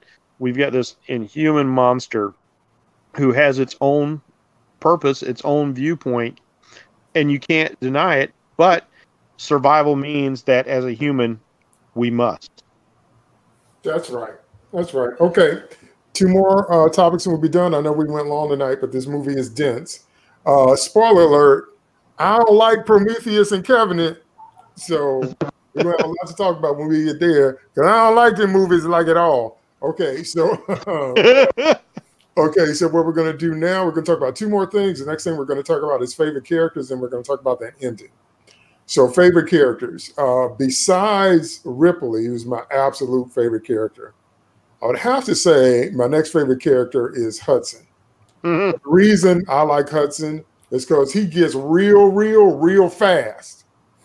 And I like it even though it's cowardice and it's nervousness. And before he's all this bluster and bravado and all this yang and all this right here, all this jaw jacking. And then all of a sudden he's like, what are we talking about this for? Let's get out of here. I like the fact that he just got really real. I always respect that when I see that in a character in this situation, because they get what situation they're in. Because most of the people around them don't get it. Newt got it, and Hudson got it. Everybody else was trying to figure, and they're like, no, there's no figuring, But and he has the best line, the funniest lines. Well, they all have funny lines. Like, Frost is like, I guess you don't like the cornbread either. That was great. But all of Hudson's lines are so memorable, coming from the great Bill Paxton, game over, man, game over, that kind of thing. And, those things are going to come here like they did before, and they're going to get us, and we're not going to last 17 hours, and on and on and on. And I have to keep telling him to calm down because he's completely freaking out. He's like, man, I was getting short. Man, 2 more weeks and out, and then I'm going to buy it on this rock. He's so funny. Great. Mm-hmm. So I just like him because he got real really fast. I always like that when I see it, even though this was behind false bravado and cowardice, because he was a soldier. He was like, yeah, no, it's time to bounce. I love that. So I guess besides Ripley, give me your favorite character. Start with Nemesis. Mine is also Hudson, but you already hit Hudson, and I'll only add one other line. One of the favorite lines is when he goes, why don't you put her in charge? Yes. After him, I think my next favorite character is Vasquez. Mm-hmm. I love her. I love how confident and secure in her own skin she is in a man's world, a decidedly man's world there. And there's no greater, you talk about this movie being quotable. This is Hudson again, but it's with Vasquez. There's no greater line that really says who Vasquez is than when Hudson goes up to her and goes, hey, Voss says, has anybody ever mistaken you for a man? She goes, no. Have you, or have you ever been mistaken for a man? She's like, no, have you? I was like, that is a badass right there. Right there. So I love that line. I love those two characters interacting there. Yeah. That after Hudson, that's my second favorite character in the movie. So Hey Vasquez, you ever been mistaken for a man? No. Have you? Too bad. And you know what's great about that line? Being Soldier's nemesis will know you're constantly giving each other guff like that. Oh yeah. Yep. No. Oh yeah. It was great. It was great. Go ahead, Bracy. Favorite character, probably besides Ripley. Oh man, I tell you, because this film is full of great characters. Yes. Just full of great characters. I really lean hard towards Hudson. Because like you said, he gets real fast. And the thing I like best about him is, like, even though he was like full of bluster, he was a full-on soldier. He'd been serving with this unit for years. And in the end, he proved himself. He stood by his brothers when it got real. Even though, it cost him in the end. But that's what soldiers do. You're trained that, if one of you fails, all of you fails for a reason, because if one of you fails, it can lead to everybody dying. And so I like the fact that even though, he was wigging out, with just a little bit of encouragement, he would swing back around enough to keep his head in the game. But like you said, he's got all the best lines. And he dies really hard. He dies hard, really, man. He's like, come on, get some. He's all about it. Bring it on. I'm tired of you bugs, And once again, they're doing this. They're doing this thing. They're coming at you this way, but they're here. When I hear him say, get some, and he's doing that, it takes me right back to being there, man. It's like, get some. But I think for me, my favorite character is actually Bishop. After the really surprising reveal of Ash in the first movie, of course, you're set up to wonder about what's going to happen with Bishop. Mm-hmm. And I've been a fan of Lance Henriksen for a long time anyway. And I can't remember if this was the first thing I saw him in or not. Not 100% sure, but there's something definitely about him as an actor. He's very magnetic. And here he plays it very low-key. He's very understated, which is precisely what he should have been. Especially if you want him to be a covert android, you want to do everything not to stand out. But I like the fact that that even this Tin Man, after seeing how horrible Burt could be, that this guy has more soul. This artificial man has more soul than Burke, and even is a hero in his own right in the end. Mm-hmm. And I like that. I like that a lot. Mm-hmm. Maybe synthetic, but he's not stupid. Go ahead, Steve. Favorite character? Yeah, I think you guys have already talked about some of my favorites already. Vasquez was really great. Obviously, Hudson is a great conflict character. He's just a lot of fun, and the whole banner that they all have. It's just the experiences that I've had with people who've been in the military have been with people like Hudson. So I completely get it. There are a lot of Hudsons that are in the service, and we do kind of need them sometimes. But one character I really love that we haven't really talked about is Hicks, and I really liked him. And one of the reasons I really liked him is he has an arc. He comes across and he starts off. He's very low key. He's not somebody that particularly anybody really notices. He even sleeps at one point when he probably should be awake, which I find interesting. But the minute the crisis hits, Hicks is in the front of it, and he's acting like an officer and a leader. The minute that opponent guys, he's like, okay, I'm going to get us out of there. I'm going to be the guy because I'm the guy now. And he absolutely delivers, and I would say he's every bit Ripley's equal. And I ship him and Ripley. I really think that he and Ripley, should have been a couple. I just kind of in my head canon, there is a timeline where he and Ripley are married and they've adopted Newt and they're living a happy life back on Earth. I just see that. They were a family at that point. He adopts Newt. You can definitely tell she allows him to pick her up. And you can, it's nothing that's ever noticed, but you definitely notice that there. He becomes more of a man. And I will say, one of the things that I really love about this movie is how various characters are shaped by crisis, and they're either forged into sharp steel, or they crack. And Hicks was one of those characters who grew, and he definitely handled himself in a crisis, and I love that. I loved Apone in the short time we had him. He's such a believable drill sergeant because he was one, and you could definitely see that in there. And he was just a fun character. And plus, I just like seeing like a believable black hero, that you definitely respect, and you respect Apone in the time that you get him. And it's like those are the kinds of characters that we want to see more of. And especially since this was a guy who actually did accomplish things before off of camera before he was ever there. So, yeah, I really did like him. They're not many bad characters. And I will say, even Burke, as much as he's loathsome, he's a great character because he's such a great villain. You love to hate this guy and all of this. So, there are not many characters that I would say are bad characters in this movie. I mean, I think anybody could pick almost on any of them except maybe Gorman. Hey, even Gorman gets to go out like a man. Yeah, he went out with a blaze of glory. I will say that. Yeah, he got a good ending. I will give him that. So yeah, I mean, I can't think of too many bad characters in this. I think you could make a case for just about any of them, really, and at least of the ones that we got a chance to know, and say that they're they're your favorites. Okay, now I will say. I will say this funny military side with Hicks.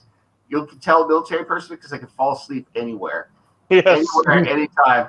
I'll just put it at that. Sleep is precious. You get it when you can. Yeah. Now, note to writers out there with my writer's code hat on. That's how you know you've written a great piece, when none of the characters are extraneous. And even the ones that die early are not red shirts, because the medical officer dies, and even ones we don't get to know, Farrell, the pilot, and Spunkmeyer, we still care about them because they cared about each other. And that comes through in the screen. And that's really what you want to do. 1. 2, Carrie Henn did not have any acting experience. We were talking before about how she sold Newt. They picked Carrie Henn because she was the only kid that didn't smile after her lines. So all the other child actors had Hollywood training. So they were like, they mostly come at night, mostly, ta-da! And they were like that. And Carrie's the only one that didn't do that. And Gail Ann Hurd said that's why they picked her, because she was the most real, because she didn't have any acting training, which I thought was really, really something. Because, if you're going to do that Hollywood thing, you've got to smile. You got to do that because you're doing cereal commercials when you're 3. And it was that lack of training in her life that got her the part, which I thought was fascinating. Okay, final subject. I know we've gone long, but this movie is thick. Final subject, and here it is. And that is the ending. That's the mother of all endings. Oh, my goodness, that ending. Now, that ending has the biggest scientifically impossible scene I think I've ever seen, but I don't care, which is rare. That's what lets me know when a movie is good. Normally, scenes like that push me out of a movie, and I just put my hands up and I disconnect. In this movie, we were cheering. We were screaming at the top of our lungs. I'm like, yeah, Ripley. I mean, it was just unbelievable. So for those of you that haven't seen it, which I can't believe you haven't seen Aliens, come on. But anyway, so what happens is they have the power loader fight, and Sigourney Weaver is actually, there's a man behind her actually operating that thing. He's hidden very well, so you can't see there's 2 people in that thing. So she's having a one-on-one. Cameron also brilliantly cuts back and forth between real action and scale. You can see it when you examine it, but there are definitely some smaller scale models that are fighting, and they go back and forth between Ripley and the animatronic puppet. Once again, brilliant use of camera work, brilliant use of quick cuts, and it doesn't jump out. So Ripley falls into the, she's opening the space hatch because she's planning to blow the Queen out. Somehow the Queen gets that, grabs Ripley on the way out, and pulls her down into the thing. So Ripley's on the ladder, and the Queen's at the bottom. I can buy all that, although that fall should have broken every bone in Ripley's body. Okay, she's falling that power loader. The bone should have been broken, but I'm like, okay, I give you that one.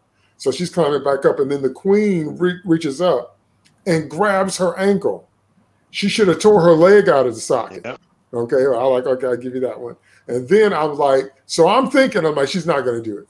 She's not going to do it. No way she could do it. She couldn't survive. She's not going to do it. And then she does it.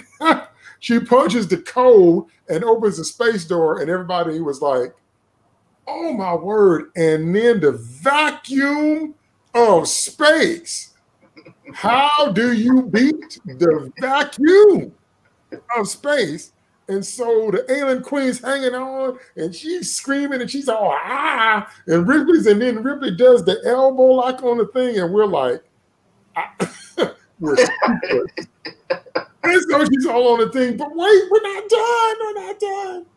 Then she climbs against, and the big crates is falling out, and Bishop sliding across the floor, and Newt sliding across the floor, and that because it's the vacuum of space, and she just climbing, and the score is going, and it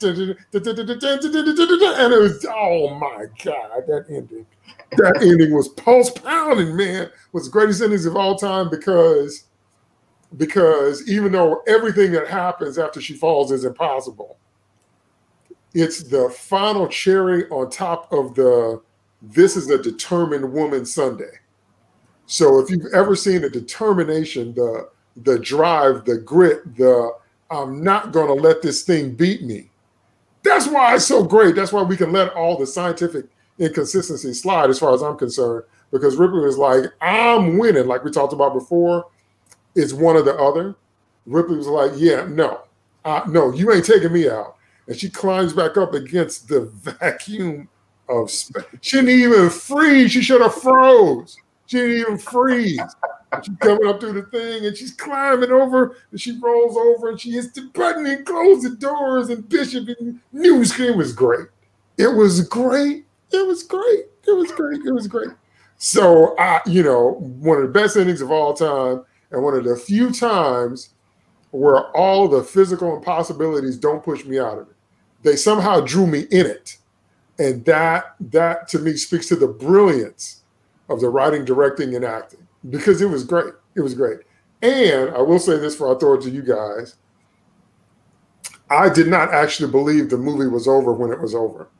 I thought there was some more surprises coming, because that ending, man, something's jumping off every few seconds. Something's happened, and I thought we see him in the hyper sleep chambers. I'm like, that's not it, is it? That's not it. There's something else going on, which we find out to be true, but I'll get to that next week. But anyway, if you can't tell, I loved it. I loved every inch of it. I loved it. I thought it was great. So give me your thoughts. Start with Bracy. Well, yeah, there's so many improbable things that happen there, but you don't even think about it at the time so much. Yeah, although I did remember thinking there's no way she can climb out of there. There's no way. Right. But I wasn't even thinking of things like safety measures, like all this wind is rushing past. When spaceships are going to be built to do that. It's just like submarines. You're gonna close off areas that are affected. So you only had so much air before all these safety doors closed down. There's no air left in the hangar. Right. And then you've only got about 30 seconds of consciousness when you're exposed to the hard vacuum. Point of fact, they do the freezing thing mostly in films because, space is obviously quite cold. But when you're exposed to hard vacuum, we actually swell up. Your tissues expand to about 3 times the size because we no longer have air pressure on us.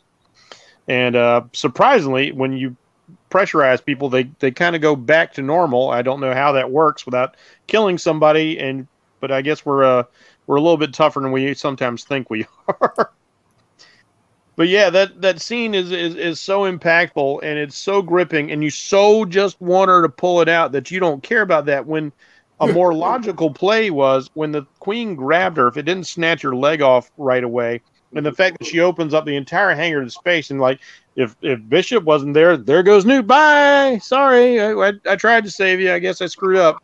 Yeah. The actual logical play, if you wanted to go more of a hardcore horror movie as opposed to a sci-fi action horror, is she shuts the hangar above her, then opens the doors below her, and her and the queen go falling to the planet. And it's up to Newt and half Bishop to get back home somehow, or set off the beacon. But you get a half Bishop, you can have that. I remember Peter Benchley talking to Steven Spielberg. He was there on the set for Jaws a lot, and Spielberg was going over how the ending of Jaws was going to go, which is also extremely impossible. If you throw a tank in a shark's mouth, it's just going to spit it out. It's not going to swim around with this tank in its mouth for no reason. And he swims out, and it's always sitting there in the mouth. He doesn't spit it out. He doesn't swallow it, and so eventually Chief Brody gets that shot, and in the book, the shark just dies of all of its wounds accumulated in its battle with the sheriff and the shark hunter and the marine biologist. Eventually, the shark, Brody thinks he's going to die, and he's waiting to get eaten. And he looks up, and he's in the water, and the shark is just sinking. It's died before it could reach him. And Peter Benchley is like, Steven, what are you doing? Like this ending doesn't make sense. Nobody's going to believe this. And he turned to Peter and he said, after the journey I have taken the audience on, they will buy anything I put in front of them. And that's what this movie does. Okay. That's perfectly said, because that's exactly what happens. By the way, Steve, I meant to say, your original idea about family was actually what Cameron had in mind. That was the original plan. So he frames them in several shots, Ripley, Hicks, and Newt, like when he saves them in the lab from the facehuggers. So Cameron did expect the next movie for them to do exactly what you said. So that wasn't accidental. That was set up during the movie, and they just threw that out. We'll talk about that next time. But anyway, so go ahead. Thoughts about the ending, Steve? Yeah, I will say that, it does seem like Hicks was always intentionally designed as a possible love interest, but I'll get into that. There was one point I was going to say, DT, in response to your point about you expecting something more. I think the reason you probably were is because Alien primed us to expect something else, because that's exactly what they did at the end of the first movie. So it might have been that you were, that part of that was kind of in the back of your mind going through that, and I could totally understand why you thought that. I don't think it did for me, because I was sort of expecting them, they're not going to pull that twice. And indeed they didn't. So, credit to Cameron for that. I think you guys covered as far as the whole thing. I think one of the reasons why the whole final scene works so well is because they've emotionally sold this conflict so well. And we want Ripley to be the winner. We want her, to fight this horrible monster that, is giving her chase, all the way to the bottom of the planet to the top of the planet. After this whole thing, we want Ripley to win. And so we're kind of expecting, because it's so emotionally satisfying, because we want Ripley to save Newt, because we want this family to be together at the end. By that point, it's like, okay, do I really care that Ripley went all the way to the top of the thing to close the hatch after she opened the hatch like halfway down the stair? Because my whole question is like, okay, if you opened the hatch on the ladder, why couldn't you close it on the ladder instead of losing precious air going all the way up? I had noticed that, but do I care? No, I don't, because it's emotionally it's satisfying. We want to see this outcome, so do we care how we get there? At this point, I'm like, no, not really, because the villain goes out in a blaze of glory. Ripley gets her win. She gets her emotional reunion with Newt and Hicks and all of that, and everything comes together because and a lot of times that desire, what you've emotionally primed the audience to, and the feels of it. I think you've sometimes talked, DT, about emotional writing and how emotional writing sometimes overcomes logic. Yes. I think this movie definitely does that. And in this scene, particularly in this scene. So we don't necessarily care that Ripley is not closing her mouth to try to preserve air, and we don't care that she's opening the hatch at a different point where she's closing the hatch, and and all the things that we care about, science and all that. No, we don't care about that. We just care about the hero getting her win and having that emotional resolution with her newfound family, and going home and getting her win and getting her laurels. And that's what it comes down to. Well, it's like what Bracy said. The first thing that happens if there's no bishop is Newt is out of that hatch. Yeah. So everything she fought for is gone, Right. But anyway, go ahead, Nemesis, ending. Yeah, the only thing I'm going to add, just a couple comments. One, after this ending and everything they've gone through, it's why I hate the next movie so much, especially the beginning. It was just a complete slap in the face. I felt like, I remember when I watched the movie in there, I was just like, I wanted to get up and just walk out. I was like, Terminator Dark Fate. Yeah. So I will say, knowing what happened in the last movie, after I saw that, it's like, yeah, I don't even want to see it because that's complete nonsense. Yeah. People walked out of the movie theater in silence after the end of the Alien 3. We were stunned. Yeah. Yeah. So there's that. And then the only other thing I'm going to say, I'm going to be my usual snarky self. If you listen really closely, as Ripley has the very strong elbow lock on there, you can hear dun, dun, dun, dun, dun, dun, dun. So yeah, she definitely would have had to be superhuman to do all that, but we bought it. Yeah. It's that elbow lock, it's that elbow gives you the vacuum of space. It's like I could buy her hanging on. I couldn't buy her climbing out. Yeah, right. No, that wouldn't happen. But also at the very end, the literal end of the film, where they get to the end of the credits, you can hear a facehugger scrabbling. I don't know if you've watched it to the end. Oh, I never caught that before. No, yeah, watch it all the way to the very, very end before the screen goes dark. You can hear a facehugger scrabbling across. That's what I meant when I said I didn't think it was over. Oh, man. Because you can hear it. You can hear it. So just go watch it. I think that was probably a tease for Alien 3, at least as Cameron envisioned it. We'll talk about that next week, because that and Kirshner not doing Return of the Jedi was probably two of my biggest 80s heartbreaks. Mm-hmm. Cameron not coming back for Alien 3 and Kirshner not following up Empire with him doing Jedi. And maybe I'll throw Donner and Lester Superman in there too. But if ever there's been a movie that set up the sequel, that kind of handed you, gave you the biggest alley-oop possible about where to go next with the story and all that, and then but anyway, we'll get to that next week. So let's wrap this up because this one's definitely been long, but it's been fun because there's so much to say. So in conclusion, I have to say to all our listeners, everybody checking out the video, listening to the podcast, we obviously all love this film. This film works on every possible level, and even its flaws we're willing to forget and overlook because it's so well done, and because this is an example about how, and listen to me carefully, about how to earn an over-the-top moment. That's the sign of great writing, directing, and acting. When you have an over-the-top moment that doesn't have context or hasn't been earned, it makes the audience groan. It's cringe. We can't buy it. It pushes us out of the narrative because they haven't earned it. Okay? And one of the best examples of that is, of course, Anakin and Padme falling in love. They fell in love because the script required them to, not because anything actually happened that would produce a deeper love. Because anybody that's ever fallen in love knows what that feeling is like. And that ain't what they did.